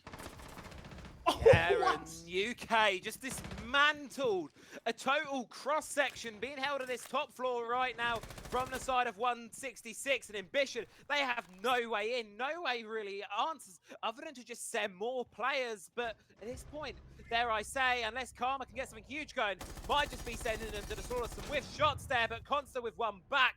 4 versus 3, advantage still the way of 166 right now. Embition need to find themselves. Can we talk about the lineups for just a second? Now, why they matter most is because while Embition are trying to capitalize off of the fact that they're good with utility, right? Look at 166. They have 3 operators that back up their gunfights, which is such a good complementary addition to what they currently play. They play aggressive, they go for swings. They have not only a Vigil, a Fenrir to help him out, but a Legion that extends all the way to top floor as well with him. It's a fantastic trio we have going on between each other, and not only have they wasted such amount of time currently going with 115 for the attackers to remain, but they keep on swinging, not going to go their direction. Holo's going to be there to equalize it out, and the defenders are starting to feel pushed back, and maybe this is the moment you should let it be, but a flick to the left won't be going in your favor as Holo capitalizes on you, and Consta still wants some of this beef. That's the thing, Consta, it's make or break right now for this round for 166. You could step up here onto this top floor and be the hero, be the legend, or you could be the nail in the coffin. The thing is, you've been droned, you know they're going to be anticipating it. Holo's waiting there, ready with the LMG for any shenanigans to happen, anything to come on through. Movement at this point is almost certainly death. You hear the double stack on the corridor, spray on through, but it's just bait. It's just smoke in the mirrors. Holo's looking to try and get a bit aggressive here. Wants to take down this Goyo, but look at the clock, Bob. 25 seconds to go. Embition, could this one slip out of their hands if they can't get going? It definitely could, but right now this kill is going to be more than enough to gratify it down with the final one from Holo. He has been waiting for so long, but patience pays off as that LMG is going to be striking as the last coup de grace yet again. Head tab going to be instantly skull cracking it down. And just like that, Embition after a 2-loss round streak, we bring it back for 1. Now that's something that 166 can also do going into this next round, seeing which is going to be the site. It's going to be the top one where they were really strong with that Smoke and Tachanka combo. Yet again, their delay game from Team 166 is something I rarely see. Yeah, it's an interesting strategy on this top floor, and echo your thoughts with that. It's not one I've seen a lot of before, but my oh my, I'm loving it. I've got to be honest with you, not only is it fun to watch from the casting and the viewer perspective, it's also a really good strategy, and Embition just seemed really caught off guard by it, and even with the operators that keep the pace up, like the Blackbeard, they were still eating through time like it's a Sunday buffet. Now they have to try and attack the same lineup again without the Blackbeard, without that shield. So Holo popping on towards the Blitz to try and keep some form of tempo going. But 166, if they can repeat success as of last, they're going to be very much favored in this round here.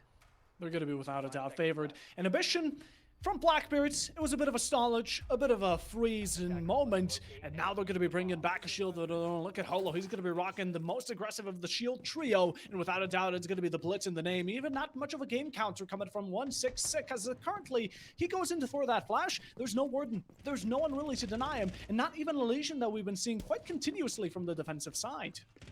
Yeah, that's the thing. There's not really a lot to deny that flash, and you know, any thrown utility obviously can be eaten up by those ADS devices, but in terms of that Blitz, there's nothing to stop him. He just can go on a rampage, bar the fire, bar the toxic babes. If Holo can get in a good position, Holo could just make some magic happen, but he's got to get there first, and the one thing standing his way at the moment is Consta yet again here, playing it up here towards the staircase. More importantly, Toxic Babes in pocket, SMG-11 as well. It's a mighty position to be holding here and a very tough one to crack. Kanta has so much strength in his hand right now, and all he needs to do is play it safe. But currently, he's going for these swings that definitely shouldn't be given. They shouldn't be granted. And currently, yes, kills are fantastic to have. With the combination of flashes, you're just getting yourself stuck into a bit of a corner. You have all the support you need, but exposing yourself too much could be a grave burden that, of course, 166 could find themselves backed off of. Yeah, and the thing that curious is me right now is look at this. Embition, they've just given up. They don't want to play this position anymore. They've relocated, gone elsewhere for the most part. It's just Karma trying to contest it. Not really going to be able to get much going off the fire. And instead, attention's going to focus on elsewhere. Getting that vertical control from underneath. Now Spyro, been quite quiet so far this series, but can really start to hammer things home here on the buck as that utility, it's burned out. But Jumbo has taken down the vertical.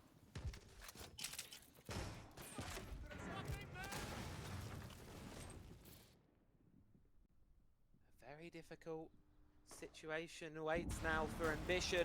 4 versus 5, man down. The question is, what can they get on going? Minute left to go into this round here. And there's the fire rains on through. Shamika launcher almost dry. Embition, their window is coming, but a man down, can they do it?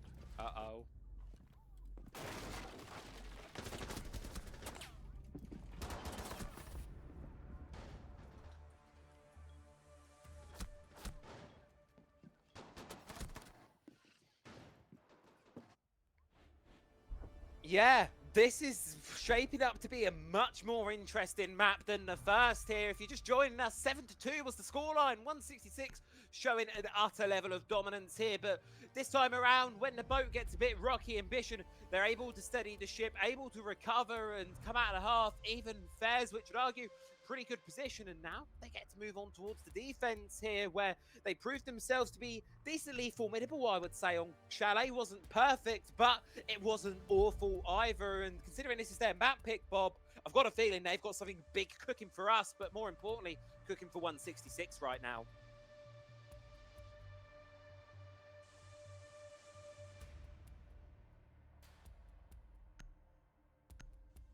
Absolute huge round. A lot of potential here to really set the tempo for this half, I feel, more than anything at the moment. Whoever wins this one, especially if it's dominantly so, it's, dare I say, speaks a lot of what to come. And this top floor site, been played twice so far this map, impenetrable by the offense. 166 and their burnout strategy just proving too much. Embition, though, they're opting for something, dare I say, a little more traditional.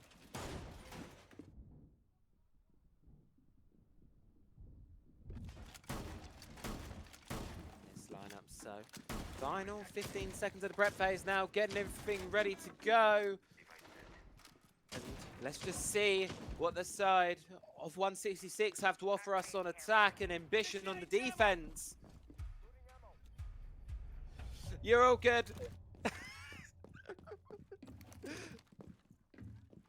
Oh no, oh no, we have lost Puffo Bob. Puffo Bob is down for the count, I repeat. We will sort that one out in just a moment.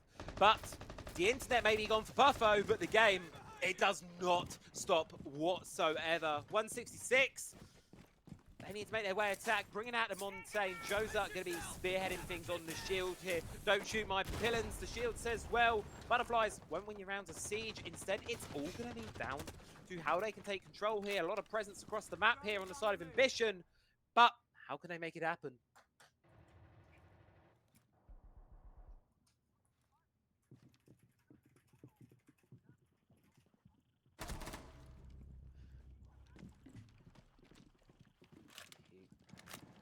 Okay. Ooh.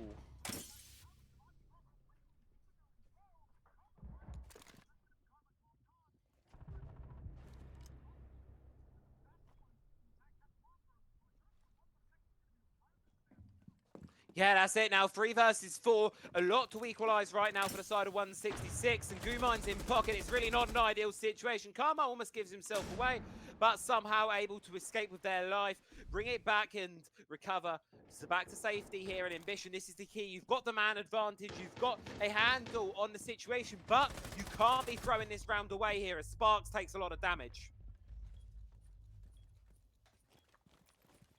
Swapping mags.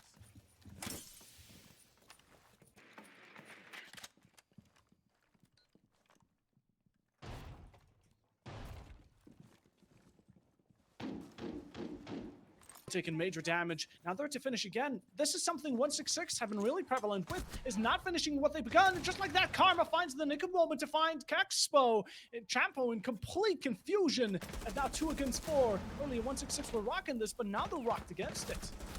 Yep, and it just goes from bad to worse. Karma's on a triple, absolutely tearing things up, and the only player you've got left is Sparks, who currently a single sneeze will take him out, a single bullet will take him out. Karma's gone fishing for his 4th, and well, he's going to get the catch of the day as Embition come off their defense with a roaring start.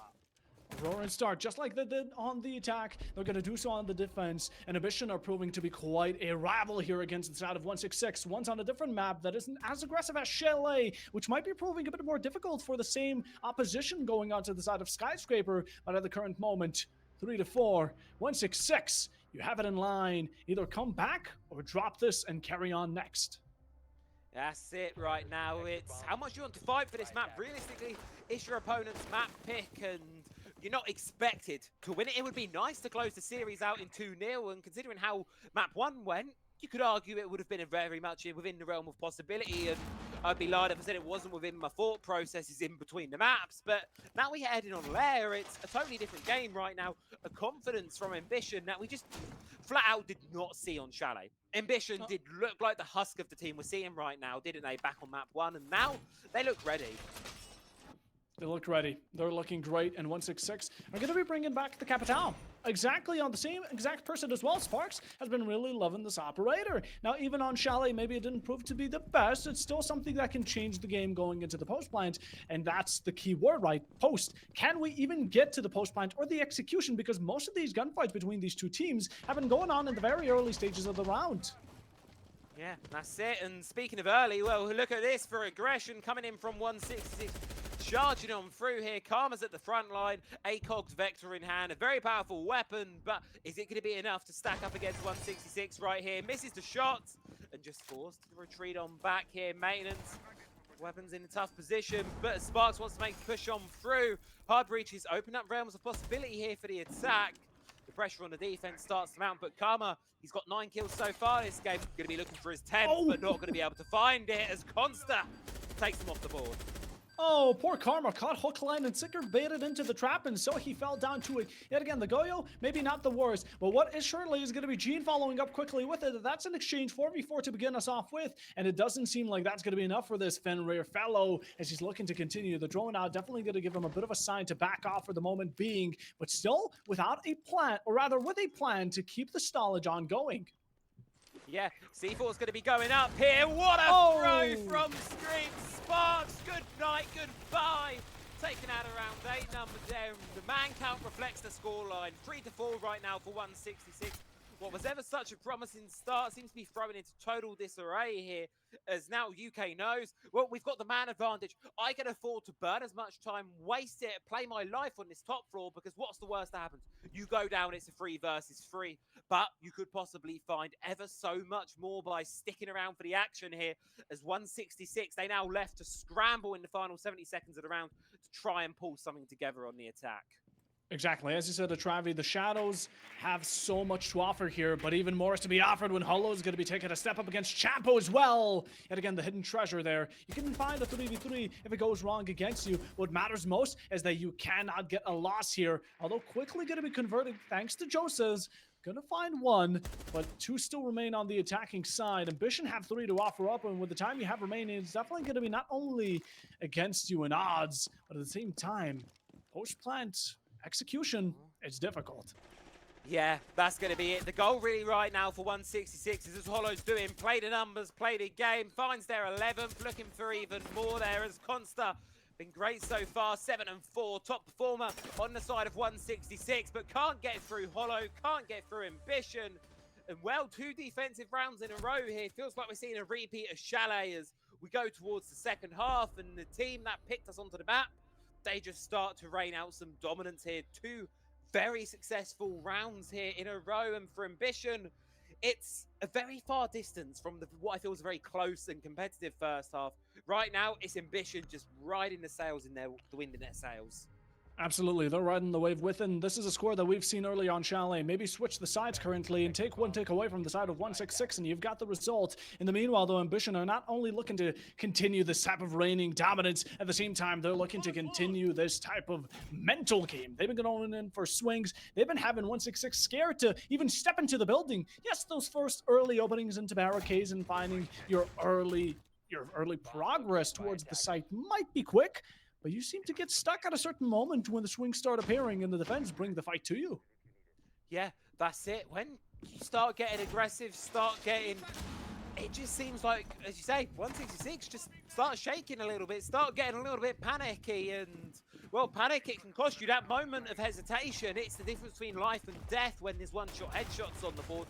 Well, 166, it's been used against them. Now they're going to be using it for themselves, bringing out the Blackbeard. What can Chompo get going on this one here? Because we've seen the Blackbeard be amazing so far, and Chompo can get things going anywhere near as well as Ambition could. We could be rapidly spiraling back towards that tied game, but the secret's in the source. This double shield lineup from 166. Really no choice here but to connect and succeed. Shields are yet again going to make an entrance. The double hand-in-hand Blackbeard to Monty combination. talked about it. Goya there simply ignored possible isolation if used correctly. But simply bypassing it as fast as you can. Get yourself into a corner, cover this ground as fast as you can, while in the meanwhile, it's going to be Karma trying to fight back against it. Possible wallbangs incoming. The shield there definitely can defend you for the moment being. A bit of fire damage to light you up, but Embition are not letting go of the steam. That's it. They're not taking their foot off the accelerator anytime soon. C4 from UK going to go out, not going to be able to find its mark. But yet again, Embition just continue to be aggressive here. Karma's up on the front lines. No breach really allowed from operations despite the ever-looming presence of the attack here. Blackbeard getting closer and closer by the second. And eventually, well, it's going to pay off here. Screams is taken down there by Constant, and that's the opener into the round. Much needed one there for the side of 166. As Embition realise, I think, is a little too late at this point. Just try and escape, try and do what you can, because giving away more lives on the top floor, it's not the way into this round. Oh, just like that, it seems 166 have brought along the Wall of China, and it's making a move towards some of these players, while in the combination of Gene, it's going to be bringing down another grim end to some of these players. The defenders are not having a great beginning. Already lost 2 C4s, rather the third one, as Spyro has rocked it in the earlier part of the round, and 3 players to remain. 2 of them have to counter out the shields as well. 1 minute, of course, ticking us down, but the utility from these defenders is looking low, as Consta is going to bring the man count even lower with a kill of their own. A second as well, bringing the FMG onto the kill feed. Yet again, it's looking all blue. Hollow struggling to survive, being attempted teased by this Blackbeard as he finally gets the opportunity, maybe not the execution, and not able to connect those dots. But the attackers, look at how slow and steady they're taking all of this. It's just such a consistent pacing from 166 right now. An Embition, they're slowly folding back until they're eventually standing on top of one another. Collapsed on into the objective. Consta, Champo with one apiece. And a flawless round for 166 to answer back. And they've now found themselves something. They found themselves a victory on the tertiary bomb site. But what concerns me, Bob, is much of the success in that round was off the Blackbeard, off the shields, and I almost guarantee you at least one of them isn't going to be alive for round number 10. 166 have begun licking their wounds. Currently, their possibility within a victory for regulation still stands. A possibility. And as the final bans are going to be coming through, it seems like the Valkyrie isn't going to be something fancied by 166, as information needs to be kept at bay for the defenders, although the Blackbeard is something that has maybe brought on a bit of fuel, or added that fuel to the fire from the defenders, as they didn't necessarily like the double shield, but it's going to be ran one way or another. Yeah, that's it. You know what? If you can't play the Blackbeard, well, damn you, we'll just play the Blitz instead. Seems like we're going to be attempting to fight fire with a little bit of fire right here as Embition. Maybe trying to replicate what their opponents bought here. The heavy fire, the heavy slowdown lineup here. Trying to just stall things out because they know what's about to be coming here. Team 86, they've read the game well, and they found some success with the shields in the previous round, and a lot of success at that. Combine it with the backstab of the Nook, and you've got yourselves a recipe for success here. Not going to be sticking with that latter part, though, on towards this top floor defense. So whether they're going to find the same success here is still up in the air. But one way or another, 166, they're not going to be letting Lair fall away that easily. Oh, we've been seeing some continuation, but Embition are not only going to be denying movement from the Legion and Chanka, but at the same time, they're looking forward to deny as much intel. If their Valkyrie was removed, then say goodbye to your drones. Mozzie and Mute incoming, and the Bandit being the bare minimum of denial of main breach is something the defense always has to bring along. Although 166, it doesn't seem like they're going to be working off of normal drones. At least, not the normal ones. The drones will be focused towards Fenrir. Or Flores, not Fenrir. Yeah. It's a very much two-pronged attack here for 166. You've got the shields for the front line, you've got the shields and the Grim as well for the action, but then you've got the very heavy utility. Consta, Gene, both sending in their respective drones to catch up that utility to try and deal with anything in the form of Mozzie pests, feed the information, bandit batteries, whatever the sword is. There's options to be dealt with here, and 166, they're going to just be looking to gain space. That's the goal plan right now. But with C4s being thrown away of Joza, needs some backup from the rest of the team to try and provide some support. And, well, with the Montaigne taken off the board, Gene here left to try and scramble up the pieces. Gets the back, is able to get the trade on towards Hollow. But here it comes. Here comes the push. I think Team 166 sends blood in the water, and they're just sending it, Bob. They're just sending it. They're getting hungry. All those creeks don't take him out of the calculation. It's still going to be bringing back one kill of their own. And looking to fight against the Splitters. The C4 is going to be knocked back. That's a no-you for the side of Screeks as he gets a taste of his own medicine. Explosive right back to his face. And the final one right behind the step of the back. Constant gets it for the final. And what a comic way to go out. Didn't expect that C4 to be sent right back to where it came from now, did you? The ultimate no-you card. Oh And my speaking God. of no you, what about a no you for that advantage there? Ambition felt like they were running away with things, and all of a sudden, we're at 5-5. One of these teams is going to get an opportunity to close us out in regulation. For the other, it's overtime or bust. And Bob, it's your first time here, I believe, joining us in Phantom League. And it's not just elimination games that are overtime, it's every single game on the board. Unlimited overtime. So buckle up your seats, folks, because we could be here a while if this one goes beyond round 12. Unlimited overtime, unlimited possibilities. We thought the C4 being bounced back was impossible. Well, we're here to show you that nothing is impossible here on Phantom League. And just like that, Team 166 have now gotten themselves round back to back to back. And like it, evened out the score that Ambition currently hold, getting on ground zero. In the meanwhile, taking a look at these kills, I'm starting to see a bit of a resemblance from the previous round. Earlier, it was Screeks with about 10 kills, while the rest of the teammates were not able to follow along. And now Screeks with 4. One onto Spyro. I'm hoping the backup can be a bit major, but something that maybe he'll be able to do this time around. Yeah, that's the thing. I think for Ambition, we just need to, if they want to get this done, then we need to see a whole team performance. We can't just see one or two players carrying the weight of the rest on their shoulders. Everyone needs to be putting in the work. Everyone needs to be stepping up to the mark. And for Ambition, we've got a different set of players doing it this time, but it needs to be all five all at once. Get Screeps going back on the board. Get Screeps doing what Screeps does best in Chalet, and we can start to see a closeout here because 166, they're back onto this top floor and they're keeping things fresh. Only one shield this time, but it's giving them the flank watch. Giving them an eye on the back of their head. They definitely want to have something like it. The Nomad air jabs are something that I would even consider at time to be a bit uncomfortable to work against. Hello, gonna bring the uncomfortability to the attacking side, is also backing away from the side of Sparks. Saw the dash, saw the charge in from the Blitz. Speaking of which, he is completely cornered out, and Spyro, with the right positioning, possibly could burn him to the ground, although doesn't take the privilege of it. And just like that, the attackers are able to get their headspace back to work. Yeah, and a big thing right now is look at the position of UK in such a pivotal place, being forced down here. The question is, did they see the Grim for the pickup? No. Gene's able to find it one back. So is 4 versus 4. C4 from Hollow is thrown, does down the Blitz. Of course, not going to be aware of it. So might just see a momentary pause here from the side of 166. But no, they need to get going because the team is falling around them. Luckily, Gene is doing massive work here, able to find 2 in the round so far, trying to find their third, but Sparks is down, feeding the intel on towards the flank here. Question is, can they find Spyro?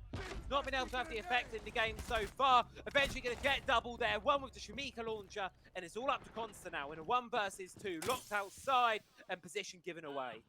Striked already once. Can we double down on it? Some bullets coming around. The aggression from Ambition has definitely been ambitious. In the meanwhile, Legion of Mute there to combo down on you. Cross is going to be something impenetrable at the very moment. You need to play the safe. You need to find your ones. But is the defensive side going to be allowing you to get away with it? Currently, the F2 is looking to change the game. Both of them have the fantastic information of where you currently lie.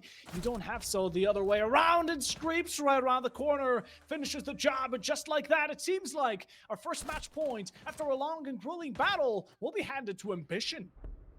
Ambition, ambition, ambition. Finally starting to really come up there and shut down the strategy that's ever been so dominant on this top floor in the second half here. Send the shields. Well, no more shields indeed. We're going to head down to the basement for our final round here of regulation and what could be the final round of Lair. So far, it's been played once this half, and Bob, it's gone the way of Ambition. It's gone so, but keep in mind, overtime is still going to be a possibility in Team 166. This is going to be your last chance to win a 2-0. Do you want to have a bit more of a flawless run and make sure that this possibility of you continuing on inside this bracket is something you want to keep for yourself? Or will Ambition carry you to Skyscraper and really make sure that all your efforts, all this comeback possibilities on the side of Lair were for naught?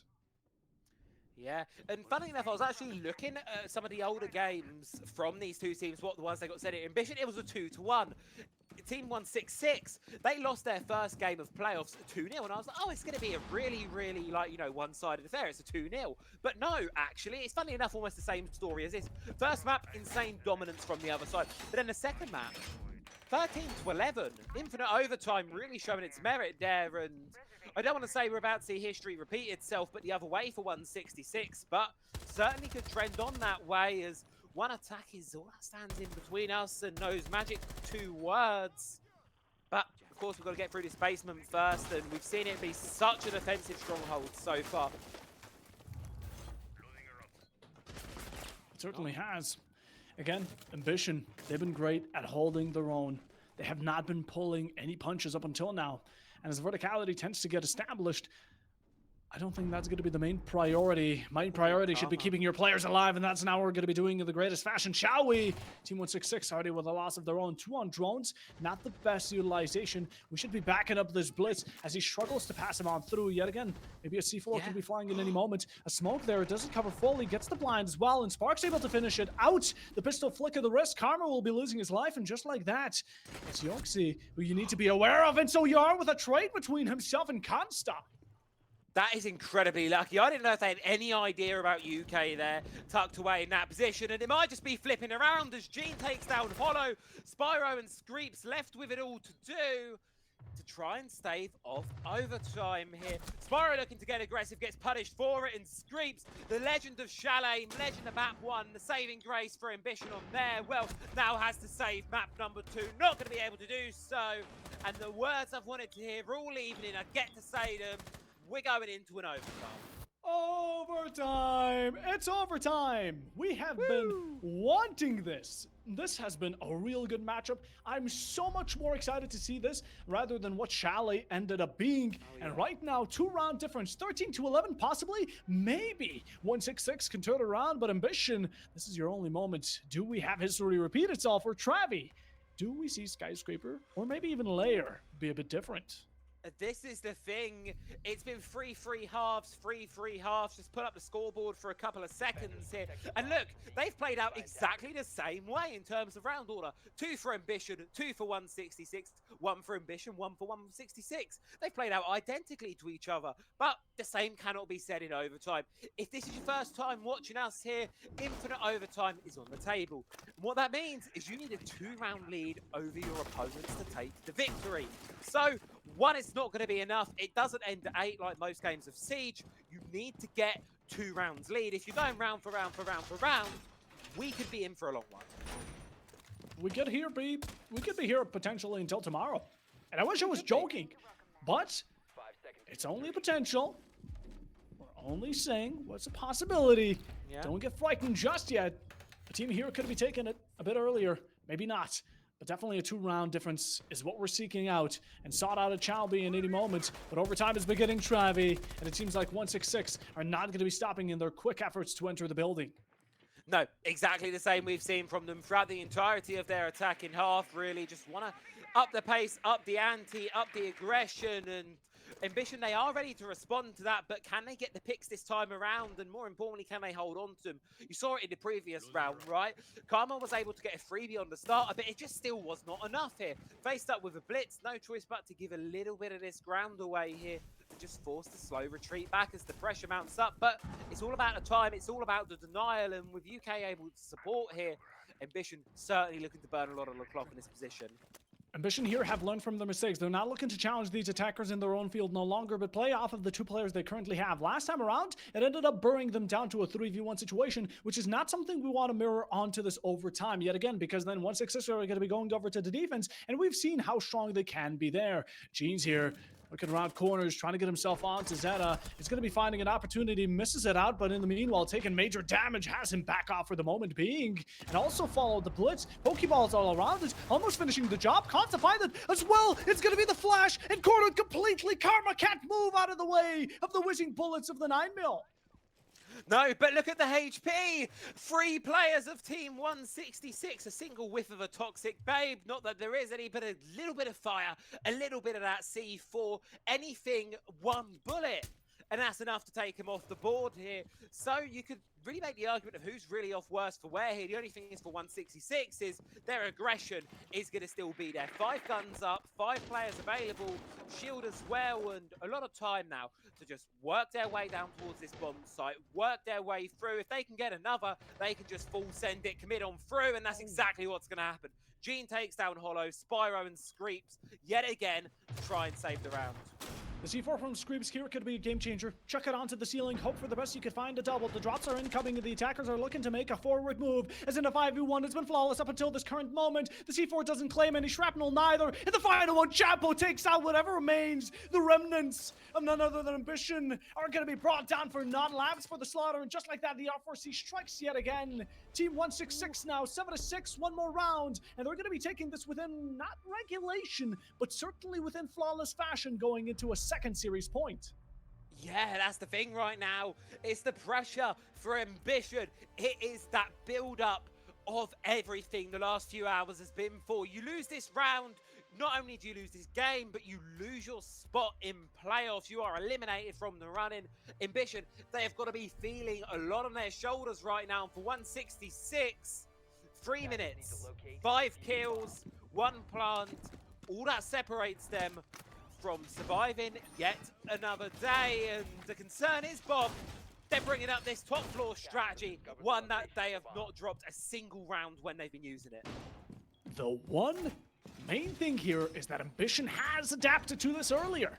Now, it definitely didn't work out the best, but it was a good step in progress. In the meanwhile, though, currently the track record for the side of Team 166 here has been really good as long as Consta can keep his life. We've seen the mute, or rather the smoke. My mistakes. The smoke keep on swinging players left and right. And as long as if Embition can actually kill him while he's in the process of doing that, they could potentially find the perfect counter, or in the meanwhile, do exactly what 166 did to them earlier and bring out both of the shields.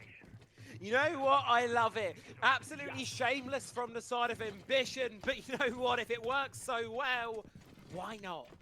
Stealing their opponent's strategies from them. Double shield lineup here. Obviously, Blackbeard ban will come on through from regulations, so it's going to have to be the Blitz. It's going to have to be the Monty.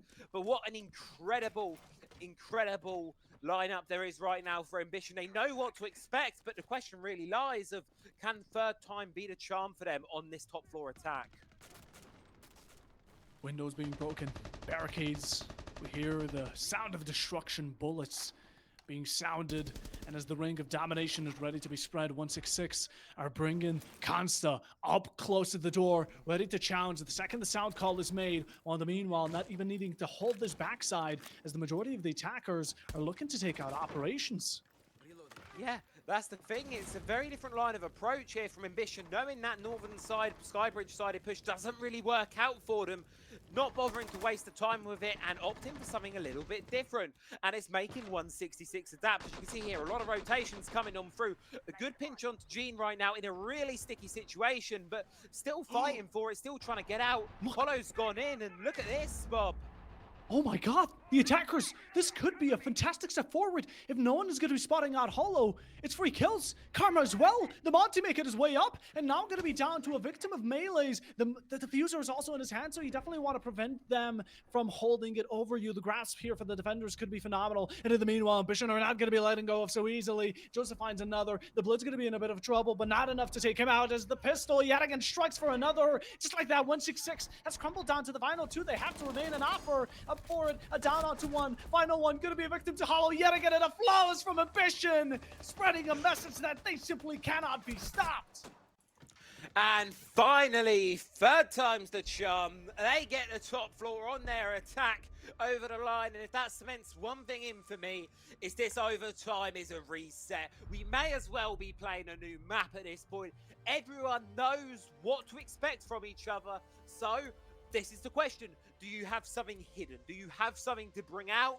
Or are you going to just try and perfect what you've shown already? Because right now, these teams, they've had, what, 14 rounds to play against each other to understand what is going to be brought by the opposite side. Now, has to become a game of perfection, because everyone knows what everyone's doing, and only the truly great will be able to separate themselves. Tension is rising with each round passing by us. Embition right now have set records. 166 without a doubt as well, going dominated the first. Maybe not the same performance onto the second, but this comeback has definitely been monumental. Embition, though, the way they've been hanging on is legendary. And they're bringing down this bottom floor, and it all relies on how well they can stick to that vertical roam. Yeah, this is the thing, it's this bottom floor site, and we've seen it a couple times from Embition on their defenses. We've seen it 3 times before this, won it once. So, odds currently somewhat stacked against them, but as you say, the more you see it, the more you realise how 166 like to play this, how they like to attack, and you can adapt your defensive lineup, and there's a reason that the defense don't get the 6th pick, because if they could adapt, they would be unstoppable. And this overtime, this extended game, it gives you the opportunity to do just that.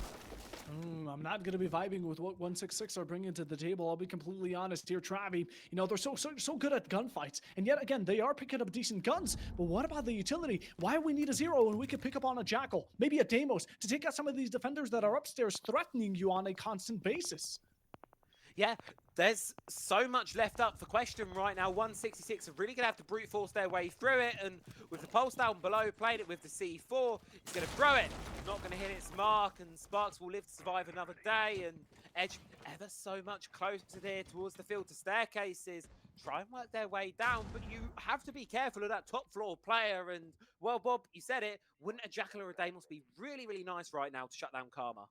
Even an IQ, maybe. Even a Twitch to take out the Goyos. There's so many better picks, but I guess they really like that SC3000K. As in the meanwhile, oh, look at the side of Karma. He has been surrounded and unable to act upon Champo's return on the top floor. They've been waiting oh so cautiously. It's wasted a bit of time. It's gotten them a kill in the meanwhile. It's definitely going to be a positive for a negative, but this shotgun up close. It's the smack. Google lenses are turned on. And in the meanwhile, Blitz counter going to force him down right into the hands of Josa. And the cutoff on rotation from 166 has now gotten them 2 kills already. Beautiful collection and pickups there from the side of 166. Twice now we've seen them just force a player away, straight into the waiting hands of another. The final 3 players of Embition now left towards the bomb site. A minute to hold on here, but the C4's been burnt, the utility is gone. And Team 166, they have 5 full HP players, and they've got so much time to play with right now. There's so many possibilities in where this one goes wrong for Embition, and it looks even more likely as Champo drops UK. Can't quite find Streams, though. However, keeping Embition Streams alive in this round, but it's still a 4 versus 2 bomb, and you don't want to get too ahead of yourselves just yet.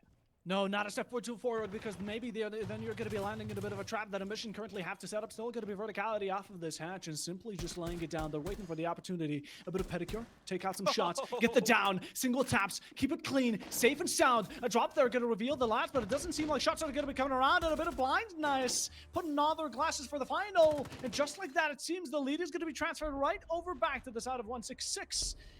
And that conclusion, without a doubt, showing that a 4v1 is still something possible within their reach. Ooh.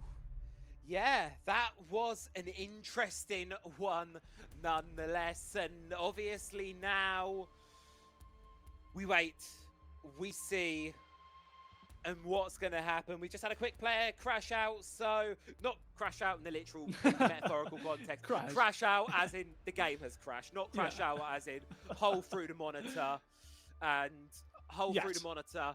Yet. Yeah, we've not got there just as of yet right now. So we're just going to wait for confirmation for play on through to see exactly what happens through here. And, well, it's a breathing point because you know what? I think we need it right now, Bob, because this match has just been heating up, and yet again, it's 166 with that map series point advantage. Absolutely. Let's take a step back. Let's dive down memory lane for a moment as of what has been going right and wrong for both of these teams. As without a doubt, it's going to be Embition that have been constantly catching up. Even though at the very beginning, it was Team 166 that have been trailing behind them. Now the roles have been reversed. And just like that, one round behind you in Embition, you could be falling not only out of this match, not only out of the series, but the entirety of Phantom League. So a lot remains on their shoulders. Earlier, they played it fantastically. On that top floor, they were more than dominant. And without saying, I can already see that the showcase was more than enough to prove it. Although for 166, they've been playing good with their aggression. They've been fantastic at communicating between each other. Did we see the previous round? How they lured every single defender into some sort of teammate's hand? Yeah, and well, this breathing pause, this moment, it's going to take a little while longer to solve here, folks. It seems like a rehost is going to be summoned upon us, so don't go anywhere because this one, it could be over quickly. It could be going a whole lot longer. There's only one way to find out, and well, we're going to see it right after this short break.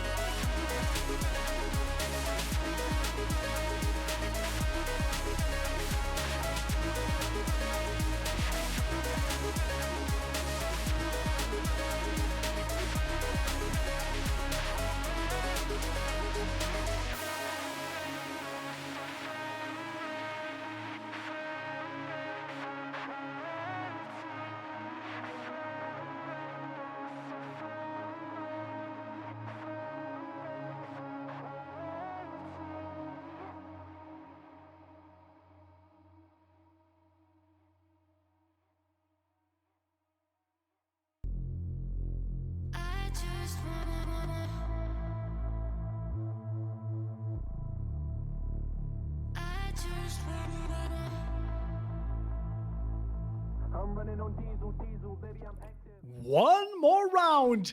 Is that all that 166 need to close out this long and grueling battle? Or will it be even longer in Skyscraper for us to continue? Maybe in overtime, maybe even more unlimited action. Ambition, this is your final strike. Travi, it's still him with me. And Travi, what are we loving? Oh, I am loving every single last little bit of this game, Bob. It's been back and forth, 3-3 splits in regulation, playing out exactly the same way, funnily enough, in both halves in terms of who's been winning what.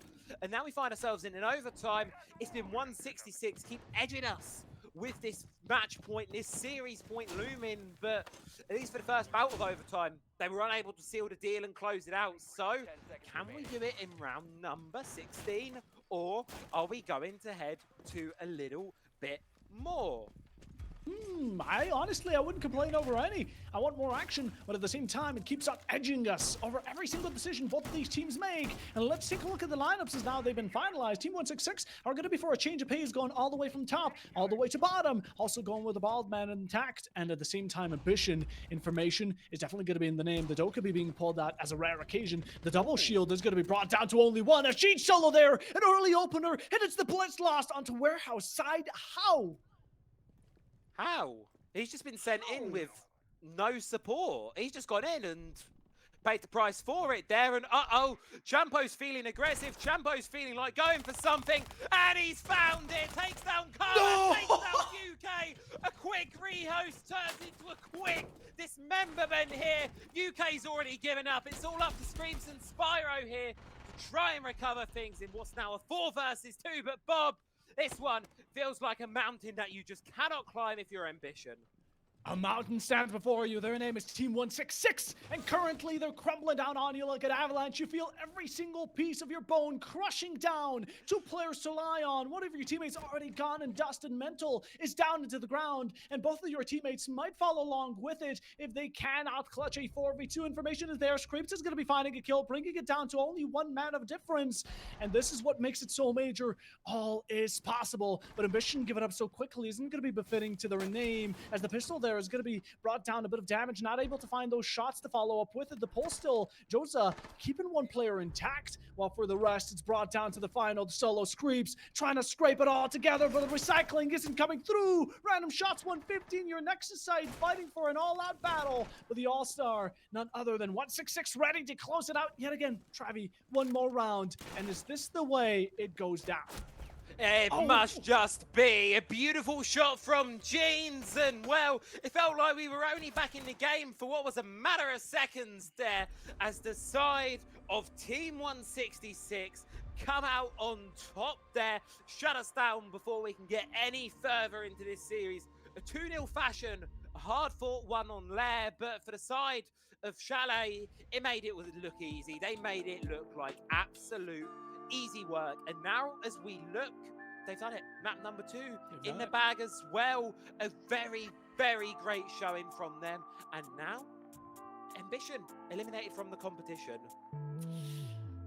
It's not the greatest of lucks. Like, I can really commend their efforts they brought onto Lair. I think that was a fantastic matchup, and the unlimited overtime made it that much better. Without a doubt here. I mean, look, it's without a doubt there's always a winner and a loser. 166 is undoubtedly the reigning champion when it comes down onto it, and they can continue their reign going on to forward matches inside the bracket pool. But currently for Phantom EU League, sadly Ambition will not be sticking with us no longer, and honestly, a good attempt. Chalet, maybe they patch upon it, hopefully maybe bring us over to Skyscraper next time.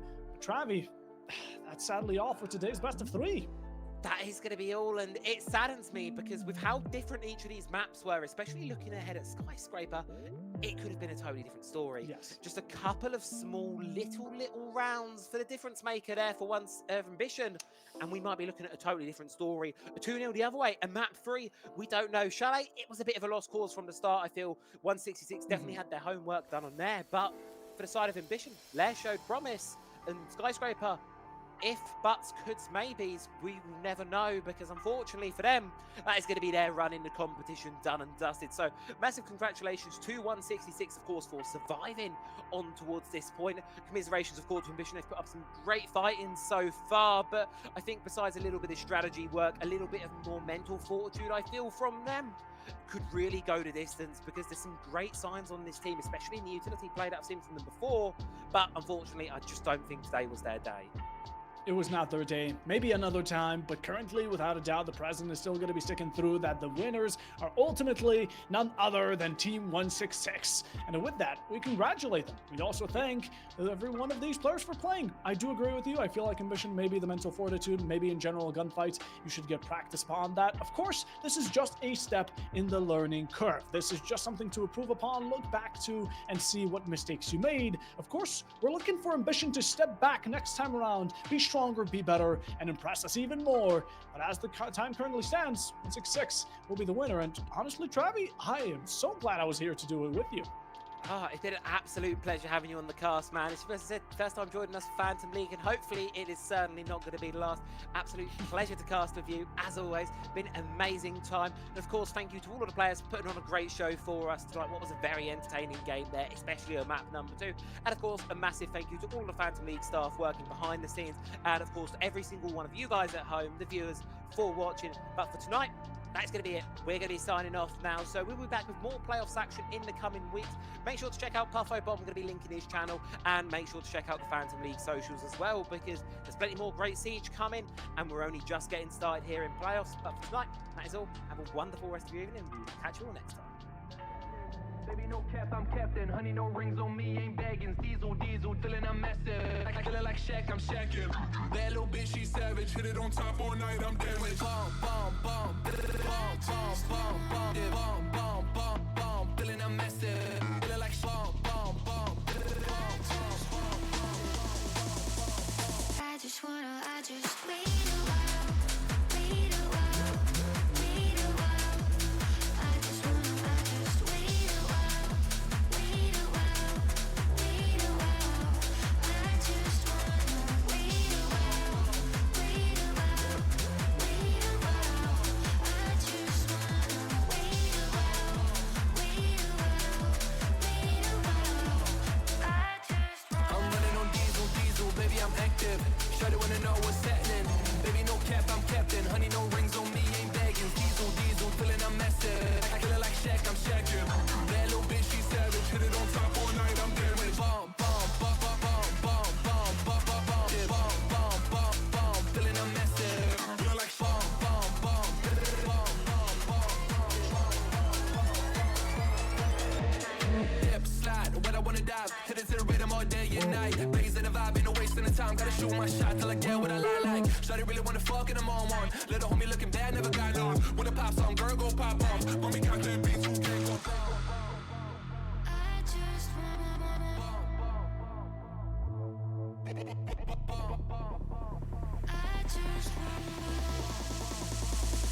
just I just wait a while, wait a while, wait a while.